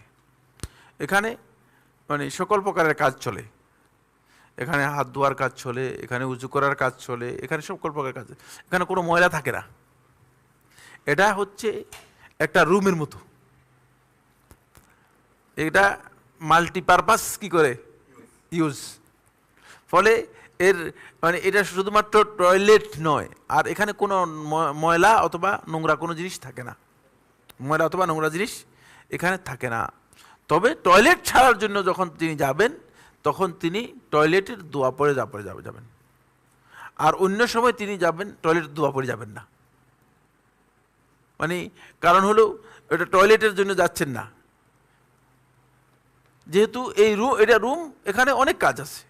হয়তো কেউ হাত ধোয়ার জন্য যাচ্ছেন, হয়তো কেউ গ্লাস ধোয়ার জন্য যাচ্ছেন, কেউ এমনি এমনি এমনি উজু করার জন্য যাচ্ছেন, কেউ পা ধোয়ার জন্য যাচ্ছেন। সুতরাং মানে এখানে ঢুকতে হলেই যে টয়লেটে দোয়া পড়ে সবসময় ঢুকতে হবে এটার শর্ত নয়। এটা উদ্দেশ্য যদি টয়লেটে যাওয়ার উদ্দেশ্য হয় থাকে, তাহলে তিনি টয়লেটের যাওয়ার সময় কি করবেন, ওই দোয়া পড়ে তারপরে টয়লেটে প্রবেশ করবেন। হ্যাঁ, পরের হাদিসটি আসছে, সে হাদিসটি হলো এই, ইমাম নাসাই রহমতুল্লাহ আলাইহি তার সূরানের মধ্যে বর্ণনা করেছেন, মান ইয়াহফাজু দুআ কাফারাতিল মাজলিস ইউস্তাহাব্বু লাহু আন ইয়াকুলাহু ইযা ফারাগা মিনাল উযু, যে ব্যক্তি কাফারাতুল মাজলিসের এই দোয়াটি মুখস্থ রাখে বা জানে, তার জন্য মুস্তাহাব হচ্ছে উযু শেষ করার পরে কাফারাতুল মাজলিস এ আদায় করা। কারণ ইমাম নাসাই এই রাওয়াতটা উল্লেখ করেছেন, রাসূলুল্লাহ সাল্লাল্লাহু আলাইহি ওয়াসাল্লাম ইরশাদ করেন, ফামান ক্বালা যালিকা, যে ব্যক্তি উযুয়ের পরে এই কাফারাতুল মাজলিস, যেটা সুবহানাকা আল্লাহুম্মা ওয়া বিহামদিকা, এই দোয়াটি যে ব্যক্তি বা কাফারাতুল মাজলিস যে ব্যক্তি বলবে, কুতিবা ফি রাক্কিন, এটি আল্লাহ রাব্বুল আলামিন একটি রাক হচ্ছে মানে চামড়া, মানে একটা সংরক্ষণ করা যায় এরকম একটি সংরক্ষণের মধ্যে কাজ, এক বস্তুর মধ্যে সংরক্ষণ করবেন, লিখবেন, ফাতুবে আলাইহি বিতাবিন, তারপর এটাকে আল্লাহ তাআলা কি করবেন, একেবারে সিল করে দিবেন, ফালাম ইউকসার, এটাকে খোলা হবে না, ইলা ইয়াউমিল কিয়ামা, কিয়ামত পর্যন্ত। এই রাওয়াতটি উজুর ক্ষেত্রে কোথাও কোথাও এসেছে, কোথাও কোথাও উজুর ক্ষেত্রে আসেনি, তবে ইমাম নাসাই রাহিমাহুল্লাহ তাআলা উজুর ক্ষেত্রে উল্লেখ করেছেন, আর অন্যান্য রাওয়াতের মধ্যে উজুর ক্ষেত্রে আসেনি, অন্যান্য রাওয়াতের মধ্যে উজুর ক্ষেত্রে আসেনি। ফলে নাসাইয়ের এই রাওয়াতটা উজুর ক্ষেত্রে আসার কারণে যদি কেউ উজুর পরে পড়েন সেটাও সুন্নাহ সম্মত তিনি করতে পারবেন, সুন্নাহ সম্মত তিনি করতে পারবেন।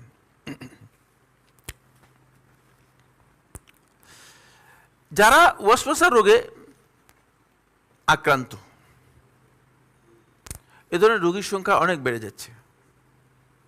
তার কারণ হচ্ছে শয়তান আমাদের তহারাতের ব্যাপারে শয়তান মানে আমাদেরকে নিয়ে তামাশা শুরু করেছে। ফলে দেখা যাচ্ছে শয়তান তাহারাত হাসিল করার পরেও দেখা যাচ্ছে যে মানুষকে প্রতারিত করে। অনেকের সাথে আমার দেখা হচ্ছে, বলছে আমি উজু করার পরে আধা ঘন্টা পরে আবার পেশাব ঝরতেছে, মানে বলে পেশাব কি এমনি অটোমেটিক হয়ে গেছে, ঝরতেছে এটা কোন ধরনের ওয়াসওয়াসার কারণে পড়তে, বুঝতে পেরেছেন? ফলে এই ধরনের ওয়াসওয়াসার রোগ যাদের আছে, ওয়াসওয়াসার রোগে যারা আছে, যে উজু করে আসছে সুন্দর মতো, সব ঠিকঠাক মতো করে আসছে, এখন মানে এর মধ্যে সন্দেহ তৈরি হয়ে গেছে, কিছু কি বের হলো কি হলো না, মানে পেশাব একটু বলছে আমি উজু করার পরে দেখি যে 5-10 মিনিট পরে আবার পেশাব বের হয়ে যায়। তো এই ধরনের ওয়াসওয়াসার রোগী অনেক, তাদের জন্য সুন্নাহ হচ্ছে তারা মানে এই ওয়াসওয়াসা থেকে বের হওয়ার জন্য উজু করার পরে মানে তাদের কাপড়ের উপর একটু পানি ছিটিয়ে দিবে, এরপরে যতই পানি বের হোক অসুবিধা নেই। বুঝতে পেরেছেন কিনা? কারণ হচ্ছে 1 নম্বর হচ্ছে রোগী, যদি রোগী হয়ে থাকে তাহলে এই ব্যক্তির কি হবে না, উজু নষ্ট হবে না। আর যদি ওয়াসওয়াসা হয়ে থাকে তাহলে তার তো আসলে উজু নষ্টই হয় নাই।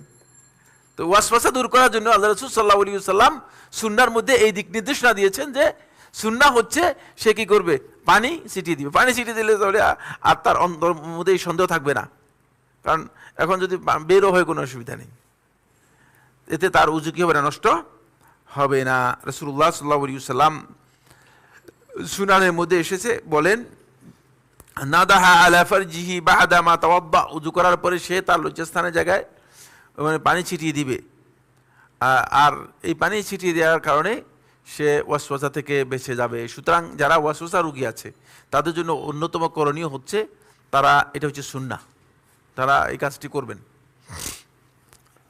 আর সন্দেহ করার কোনো সুযোগ থাকবে না, আর কোনো সন্দেহ করার সুযোগ থাকবে না। হ্যাঁ, পায়জামার উপর হতে পারে, স্থানে হতে পারে, অসুবিধা নেই।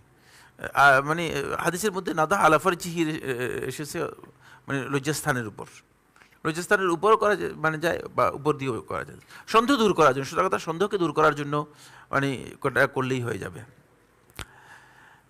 যাতে করে কোনোভাবেই তার এই সন্দেহ না হয় যে না আবার কিছু বের হয়েছে, এটা যেন সন্দেহ না হয়। আচ্ছা, এরপরে যে পয়েন্টটি সেটা হলো, এটা খুবই গুরুত্বপূর্ণ মাসআলা। দেখা যাচ্ছে যে অনেক সময় মানুষের, এটা স্বাভাবিক, একজন মানুষ দুর্বল হওয়ার কারণে সালাতে দাঁড়িয়েছেন, তার উযু নষ্ট হয়ে যেতে পারে, বাতাস বের হয়ে যেতে পারে, হতে পারে না? তারপরে অনেক সময় দেখা যায় যে ইমামেরও এরকম হতে পারে। এখন মানুষ লজ্জা করে বেরও হয় না, তারপরে নামাজ নষ্ট করে দিচ্ছে। দুটো কাজই একেবারে গর্হিত কাজ। উযু ছাড়া ইচ্ছাকৃতভাবে সালাত আদায় করার কোনো বিধান নেই। আপনার উযু নষ্ট হয়ে গেছে, আপনি মানে সালাত কন্টিনিউ করতে পারেন না, সালাতের মধ্যে থাকতে পারেন না, এখন মানুষের লজ্জা পেয়ে যাবেন, এটার কিছুই নেই। আমাদের এক বন্ধু, তিনি বলছেন যে এক পীর সাহেবের, বড় পীর সাহেব, বাংলাদেশের ওই যে জাহাজ পীর সাহেব আছে না একজন, আপনারা হয়তো চিনেন, তো উনি নামাজ পড়াতেন আর কি। তো উনার নামাজের মধ্যে দুইবারই উযু ভেঙে যেত। শেষ বয়সে মনে হয় খুব অসুস্থ হয়ে পড়ছিলেন, আল্লাহ মাফ করুক। বলে আমরা দেখতাম যে উযু নষ্ট হয়ে গেছে, আবার উনি বেরোয় চলে যেতেন উযু করার জন্য। তো উযু হতে ইমামের উযু নষ্ট হয়ে যেতে পারে, অস্বাভাবিক কিছুই না, মানুষ তো। এই জন্য হচ্ছে সুন্নাহ হচ্ছে মূলত সালাতে যিনি আসবেন তিনি উযু এবং পেশাবের চাপ নিয়ে সালাত আদায় করবেন না। ইকামত হয়ে গিয়েছে, আপনি মানে টয়লেট না সেরে সালাতে অংশগ্রহণ করবেন না, এটা সুন্নাহ নয়। ওই সালাদটা কোন রকম সেরে নি, তারপর টয়লেট সারবো, এটা সুন্নাহ পরিপন্থী কাজ। এটা হচ্ছে সুন্নাহ পরিপন্থী কাজ। এতে আপনার সালাতের মধ্যেও মনোযোগ হবে না, সালাতটাও সুন্দরভাবে আদায় করতে পারবেন না, কারণ আপনি টয়লেটের চাপের কারণে একটা মানসিক প্রেশার আপনার মধ্যে থাকবে। আপনি সূরা পড়তে গিয়ে বলবেন না, যেখানে যেটা পড়া দরকার সেখানে সেটা পড়তে পারবেন না। তখন আপনার জন্য সুন্নাহ হচ্ছে মূলত টয়লেট ছেড়ে এসে তারপর আপনি কি করবেন, সালাতে অংশগ্রহণ করবেন। এখানে ইমাম হোক মামুম হোক, ইমাম অথবা মুক্তাদি হোক, যদি সালাতের মধ্যে কোনো ব্যক্তির উযু নষ্ট হয়ে যায়, তাহলে আল্লাহ রাসূল সাল্লাল্লাহু আলাইহি ওয়াসাল্লাম তাকে একটা পদ্ধতি দিয়েছেন, সেই পদ্ধতি অনুসরণ করা হচ্ছে সুন্নাহ। ইবনে মাজাহ তার সুনানের মধ্যে বর্ণনা করেন, রাসূলুল্লাহ সাল্লাল্লাহু আলাইহি ওয়াসাল্লাম ইরশাদ করেন, ইজা আহদাসা আহাদুকুম ফি সলাতিহি, যখন তোমাদের মধ্যে কোনো ব্যক্তি তার সালাতের মধ্যে উযু নষ্ট হয়ে যায়, ফালিয়াখুয বিআনফিহি, সে কোন কোন হয়তো যে বিয়াসারিহি, বাম হাত দিয়ে সে তার নাককে ধরবে। ফালিয়াখুয বিআনফিহি, সে তার নাককে ধরবে। সুম্মা লিয়ানসারিফ, নাক ধরলে তারপরে সামনের দিকে আস্তে করে হেঁটে বের হয়ে যাবে উযুর জন্য। কারণ নাক ধরলে সমস্ত মানুষ বুঝতে পারবে যে এই লোকের কি উযু নষ্ট হয়ে গেছে। লজ্জার কিছুই নেই, এটাই সুন্নাহ। সুন্নাহ নাক ধরলে বুঝে, মানে সবাই বুঝতে হবে। যারা মুসল্লি আছে, আমাদের এখানে তো মুসল্লিরা বেশিরভাগই মানে বেওকুফ টাইপের, মানুষ থেকে জায়গা করে দিবে, যে বরং আরো জায়গা কি করে, মানে জায়গা দখল করে যাতে করে বের হইতে না পারে। না, নাক ধরলে তখন সবাই কি করবে, এই লোক যেন দ্রুত বেরিয়ে যেতে পারে তার জন্য জায়গা করে দিবে। এটা হচ্ছে সুন্নাহ। এই জন্য আল্লাহ রাসূল সাল্লাল্লাহু আলাইহি ওয়াসাল্লাম তাকে পদ্ধতি দিয়ে দিয়েছেন। সুন্নাহ হচ্ছে নাক ধরে কি করবে, এই পদ্ধতি, সে সামনের দিকে চলে যাবে। আমরা আজকের আলোচনার মধ্যে এই সংশ্লিষ্ট আরো অনেকগুলো বিষয়, উযুর সাথে জড়িত কিছু বিষয় রয়ে গিয়েছে, ইনশাআল্লাহ তাআলা সেগুলো সামনে ইনশাআল্লাহ আমরা শেষ করব। সুন্নাহ আসলেই, সুন্নাহগুলো কেন এসেছে, এর মাধ্যমে আমরা আমাদের প্রত্যেকটা কাজকে যেন সুন্দর করতে পারি। দেখেন না, এখানে যতগুলো সুন্নাহর কথা বলা হয়েছে, এই সুন্নাহগুলো যদি কোনো ব্যক্তি পালন করে থাকে, তাহলে আপনি দেখবেন যে এই ব্যক্তি তার জীবনযাপনটা সুন্দর হয়ে যাবে, সুন্নাহর মাধ্যমে জীবনযাপনটা সুন্দর হয়ে যাবে।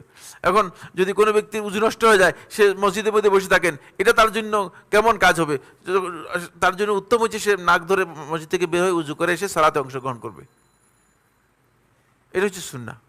এখন সে যদি সালাত কন্টিনিউ করে থাকে উযু না করে, তাহলে সে গুনাহগার হবে, তার সালাত তো হবেই না।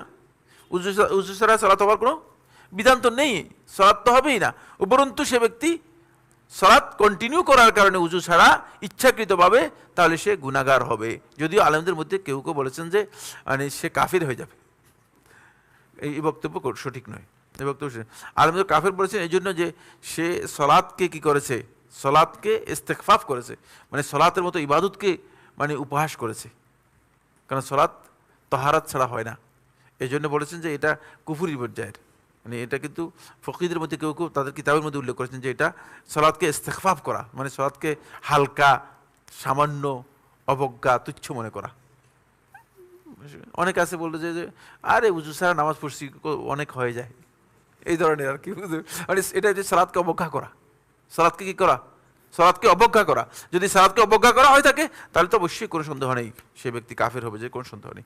হাজা সুবহানাকা আল্লাহুম্মা ওয়া বিহামদিকা আশহাদু আল্লা ইলাহা ইল্লা আনতা আস্তাগফিরুকা ওয়া আতুবু ইলাইক।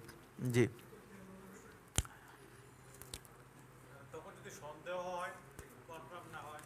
কিসের সন্দেহ?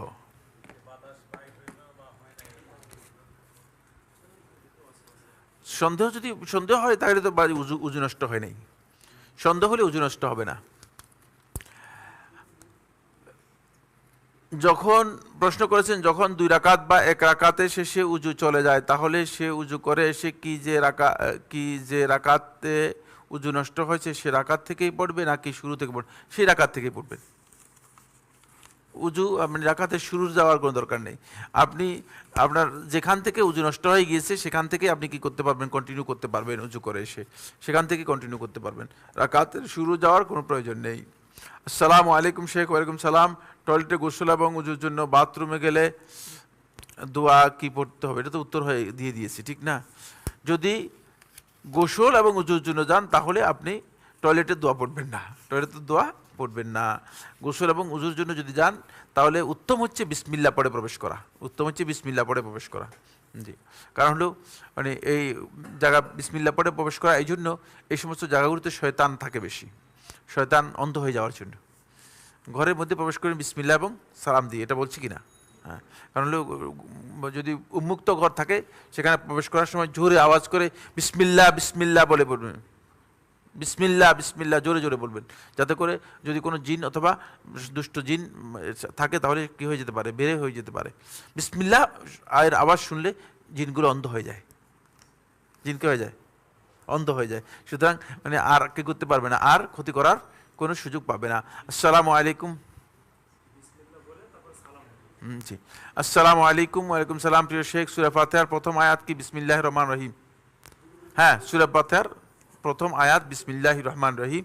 এ বিষয়ে দীর্ঘ বক্তব্য রয়েছে, দীর্ঘ গবেষণা রয়েছে, আমারও নিজস্ব একটা গবেষণা রয়েছে যেটা আমি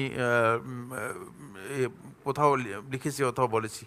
সূরা ফাতিহার প্রথম আয়াত হচ্ছে বিসমিল্লাহির রহমানির রহিম। আলেমদের মধ্যে ইখতিলাফ রয়েছে। আর যদি তা কি সরবে পড়বে? না, জুমহুর আহলুল ফিকহ বলেছেন যে সেটা সরবে পড়বে না, নীরবে পড়বে, ইখতিলাফ থাকার কারণে, ইখতিলাফ থাকার কারণে। শুধু ইমাম শাফি রহমতুল্লাহ এবং শাফি মাযহাব উলামায়ে কেরাম বলেছেন যে সরবে পড়বে, তবে সরবে পড়লেও কোনো অসুবিধা নেই সলাতের মধ্যে। কারণ হলো 4 জন কারিয়ের কেরাত থেকে, মুতাওয়াতির কেরাত থেকে প্রমাণিত হয়েছে এটা হচ্ছে কোরআনের সূরার অংশ, বুঝতে পেরেছেন? আয়াত বিসমিল্লাহির রহমানির রহিম। তোর মধ্যে ইমাম আবু আমর আল মাক্কি রাহিমাহুল্লাহ তাআলা তিনি এটাকে কোরআনের আয়াতই বলেছেন, এবং কোরআনের আয়াত যে কোনো সন্দেহ নেই, কোরআন আয়াত যে কোনো সন্দেহ নেই। কিন্তু কোরআন আয়াতটা কেন, এ নিয়ে অনেক দীর্ঘ বক্তব্য রয়েছে, দীর্ঘ ইখতিলাফ রয়েছে। সুতরাং কেউ যদি জোরে পড়েন তাও কোনো অসুবিধা নেই, আর কেউ যদি আস্তে পড়েন তাও কোনো অসুবিধা নেই। তবে ইমাম শাফি রহমতুল্লাহ আলাইহি সবসময় জোরে পড়তেন এবং শাফি মাযহাবের উলামায়ে কেরামগণ সবসময় জোরে পড়তেন, কিন্তু জুমহুর আহলুল ফিকহ এটাকে আস্তে পড়তেন, যেহেতু এ নিয়ে আলেমদের মধ্যে কিছু ইখতিলাফ রয়েছে এই কারণে। আসসালামু আলাইকুম জনাব, সকাল বিকাল 19 বার বিসমিল্লাহির রহমানির রহিম সূরা ইখলাস 10,000 পাঠ করা ঘুমানোর সময় সূরা কাফিরুন পড়ার কোনো বিশেষ ফজিলত আছে কিনা? না, 19 বারের কোনো ফজিলত নেই। সূরা ইখলাসে 10 বারের যে ফজিলত রয়েছে এটা সনদের দিক থেকে দুর্বল, যদি কেউ পড়তে পারেন, আমরা এটা উল্লেখ করেছি, আমাদের এর মধ্যে রয়েছে, কেউ যদি পড়তে পারে, তবে এই হাদিসটি সনদের দিক থেকে দুর্বল। আর 1000 বারের যেটা রয়েছে সেটা একেবারে মিথ্যা।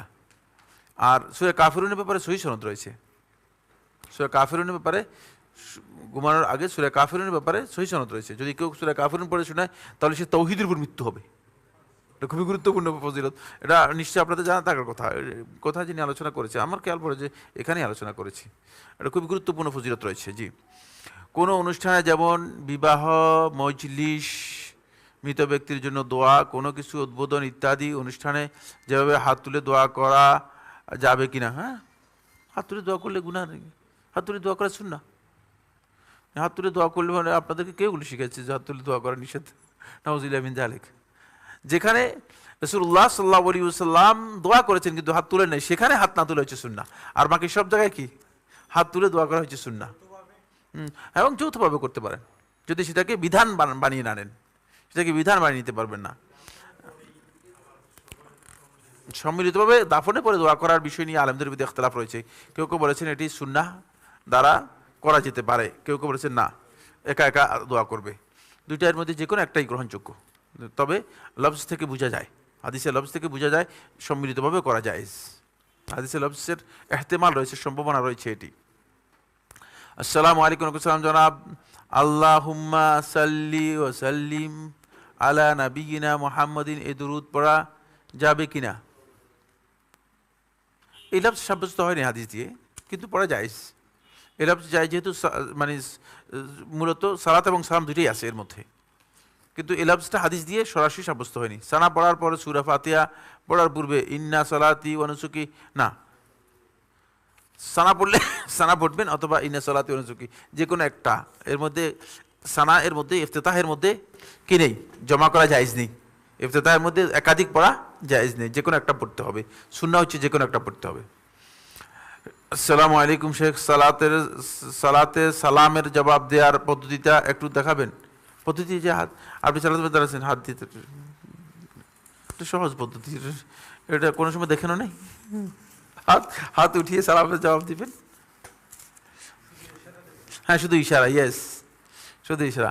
আমরা যারা মসজিদে সালাত আদায় করি, আমাদের একে অপরের খোঁজ খবর নেওয়া, এটা কি সুন্নত? এমনি খোঁজখবর নেওয়া তো এটা মানে অন্যতম গুরুত্বপূর্ণ সুন্নাত, কোনো সন্দেহ নেই। কারণ ইমানদার ব্যক্তিদের খোঁজখবর নেওয়া, তাদের অবস্থা সম্পর্কে জানা, তাদের কোনো সমস্যা থাকলে সমস্যার সমাধান করার জন্য চেষ্টা করা, এটা তো অবশ্যই গুরুত্বপূর্ণ সুন্নাহ, কোনো সন্দেহ নেই। আর মসজিদের আশেপাশে যারা আছে তাদের সম্পর্কে খোঁজখবর নেওয়া মসজিদের, এটা মসজিদের দায়িত্ব, মসজিদ কমিটির দায়িত্ব। আর মসজিদের আশেপাশে যারা আছে তাদের কোনো সমস্যা আছে কিনা, এটাও কিন্তু গুরুত্বপূর্ণ বিধান। নবী সাল্লাল্লাহু আলাইহি ওয়াসাল্লাম তো যদি মসজিদে কাউকে না দেখতেন, নবী সাল্লাল্লাহু আলাইহি ওয়াসাল্লাম জিজ্ঞেস করতেন যে অমুক কোথায়, অমুক কোথায়। তা আমাদের এখানে তো আমরা মানে এভাবে হাজিরি নিতে পারতেছি না। মানে আমরা শুনছি, আমি দেখি না এবার সরাসরি আমার কোনো তথ্য মানে ইনফরমেশান তথ্যের মাধ্যমে নেই, কিন্তু শুনছি যে ইমাম আব্দুল আজিজ ইবনে আব্দুর রহমান, যিনি সৌদি আরবের থার্ড যেই মানে সর্বপ্রথম সৌদি রাষ্ট্র প্রতিষ্ঠার প্রধান ছিলেন, তার ছেলের সঙ্গে কতজন ছিল কে জানেন কিনা? কতজন ছিল তার ছেলে কজন? 37 জন ছেলে ছিল। কতজন? 37 জন। তো এদের ফজরের সালাতে সবার হাজিরি নিতেন, লিস্ট করে অমুক অমুক অমুক অমুক অমুক অমুক হাজিরি নিতেন, ফজরের সালাতে হাজিরি নিতেন ছেলেদের। বুঝতে পেরেছেন? এটা শুনেছি, এটা আমি মানে আমার কাছে ইনফরমেশন মানে একেবারে মৌসুক মানে নির্ভরযোগ্য সূত্র আমার কাছে নেই, তবে শুনেছি এইভাবে করতেন, হাজিরি নিতেন। বুঝতে পেরেছেন? সেটা বেশি হয়ে গেলে এখন এরা ফজর আসলো কিনা, জামাতে আসলো কিনা, এই জন্য মানে সবার হাজিরি নিতেন। আসসালামু আলাইকুম। সালাম জনাব, বাসায় নিজের ছেলে মেয়ে ও স্ত্রী নিয়ে একসাথে দোয়া করা যাবে কি? মাঝে মধ্যে দোয়া করতে পারেন, কোনো অসুবিধা নেই, কিন্তু এটাকে সুন্নাহ বিধান বানায় নেওয়ার কোনো সুযোগ নেই। বুঝতে পেরেছেন কিনা? বিধান বানালেই গুনাহগার হবেন। বিধান বানালে, কারণ বিধান তো দেওয়ার কোনো অধিকার আমাদের নেই। মানে বাসার মধ্যে মানে আসেন সবাই মিলে সবসময় মানে যে কোনো সময় দোয়া করা জায়েজ, দোয়া করা জায়েজ এবং দোয়া সম্মিলিত করা জায়েজ। আমি আলেমদের নিকট শুনছি, এটা সৌদি আরবের সর্বোচ্চ ওলামা পরিষদের ফতোয়া এবং সৌদি আরবের সর্বোচ্চ ওলামা ফতোয়া লাজনা দায়মার ফতোয়া, লাজনা দায়মার ফতোয়া, এটা একেবারেই নির্ভরযোগ্য ফতোয়া। এ বিষয়ে এই যুগের সর্বশ্রেষ্ঠ ফকিহ শেখ মোহাম্মদ মুখতার হাফিজাহুল্লাহ তাআলা, যিনি মানে যার ফিকহের সামনে পৃথিবীর মানুষ ইত্তুক, বুঝলেন না, একটু হবে, সবার জ্ঞানের সামনে একটু হবে। আমার সরাসরি 1 বছর ওস্তাদ এবং 1 বছর আমার রেসালার উপর, আমার থিসিসের উপর তিনি স্টাফ করেছেন, গাইড হিসেবে কাজ করেছেন। বুঝতে পেরেছেন? সারা পৃথিবীর মানুষের এলম একটু হবে তার এলমের সামনে। এত বিশাল জ্ঞানের অধিকারী, এত বিশাল জ্ঞানের অধিকারী। এমন তিনি বলেছেন এটি জায়েজ। আরও অনেকে, শেখ জিবরিন রাহেমুল্লাহ তার, তিনি বলেছেন জায়েজ।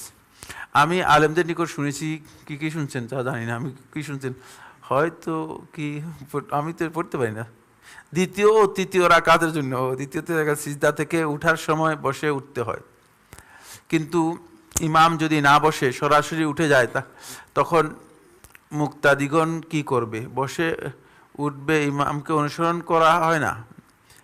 না, ইমামকে এই ক্ষেত্রে অনুসরণ করার প্রয়োজন নেই। মানে আপনি চাচ্ছেন যেটা জালসাতুল ইস্তিরাহার কথা বলেছেন, মানে পরিপূর্ণরূপে বসাকে, এটাকে জালসাতুল ইস্তিরাহা বলা হয়। জালসাতুল ইস্তিরাহা নিয়ে আলেমদের ইখতিলাফ রয়েছে। যেহেতু সহি রেওয়াজ সাব্যস্ত হয়েছে, সুতরাং জালসাতুল ইস্তিরাহা করাই হচ্ছে সুন্নাহ। জালসাতুল ইস্তিরাহা করা হচ্ছে সুন্নাহ। এগুলো বিতর্কিত যেগুলো আছে সেগুলো নিয়ে আমাদের আলোচনা হবে লাস্ট, আমি এগুলো নিয়ে বিস্তারিত আলোচনা করব। আলেমদের ইখতিলাফ রয়েছে মাসালার মধ্যে। এরপর আসসালামু আলাইকুম। ওয়ালাইকুম আসসালাম। শেখ, সালাতের মধ্যে উযু নষ্ট হয়ে গেলে মনে মনে নামাজ ছেড়ে দিয়ে, না মনে মনে নামাজ ছাড়বেন কিছু না, না এই সমস্ত ফালতু কাজ না, এগুলো নামাজ কন্টিনিউ করার বিধান নেই। লাবুদ্দা ইয়ানসারিফ, তিনি নামাজ থেকে বেরিয়ে যাবেন, নামাজ থেকে কি বেরিয়ে যাবেন, সুন্নাহ হচ্ছে নামাজ থেকে বেরিয়ে যাবেন। সুতরাং এই সমস্ত মানে উযু নষ্ট হচ্ছে, মানে আপনি এত ভয় পাচ্ছেন কেন, এত লজ্জা পাচ্ছেন কেন? মানুষেরই তো নষ্ট হবে, ঠিক না? মানে অবস্থাটা চিন্তা করেন যে মানে আপনি তারপরে বের হবেন না নামাজের, এগুলো, এটার কোনো বিধান ইসলামের মধ্যে নেই। সালাতে উযু নষ্ট হলে উযু করে এসে যদি দেখি জামাত শেষ হলে বাকিটা আপনি আদায় করবেন। কোনো ব্যক্তি সালাম ফিরানোর পরে যেভাবে সালাত আদায় করে থাকে ঠিক সেভাবে আদায় করবেন। আপনার বাকি অংশটুকু আপনি আদায় করে নেবেন, হাযা সুবহানাকাল্লাহুম্মা ওয়া বিহামদিকা আশহাদু আল্লা ইলাহা ইল্লা আনতা আস্তাগফিরুকা ওয়া আতুবু ইলাইক। আসসালামু আলাইকুম ওয়া রাহমাতুল্লাহি ওয়া বারাকাতুহু। বারাকাল্লাহু ফীকুম।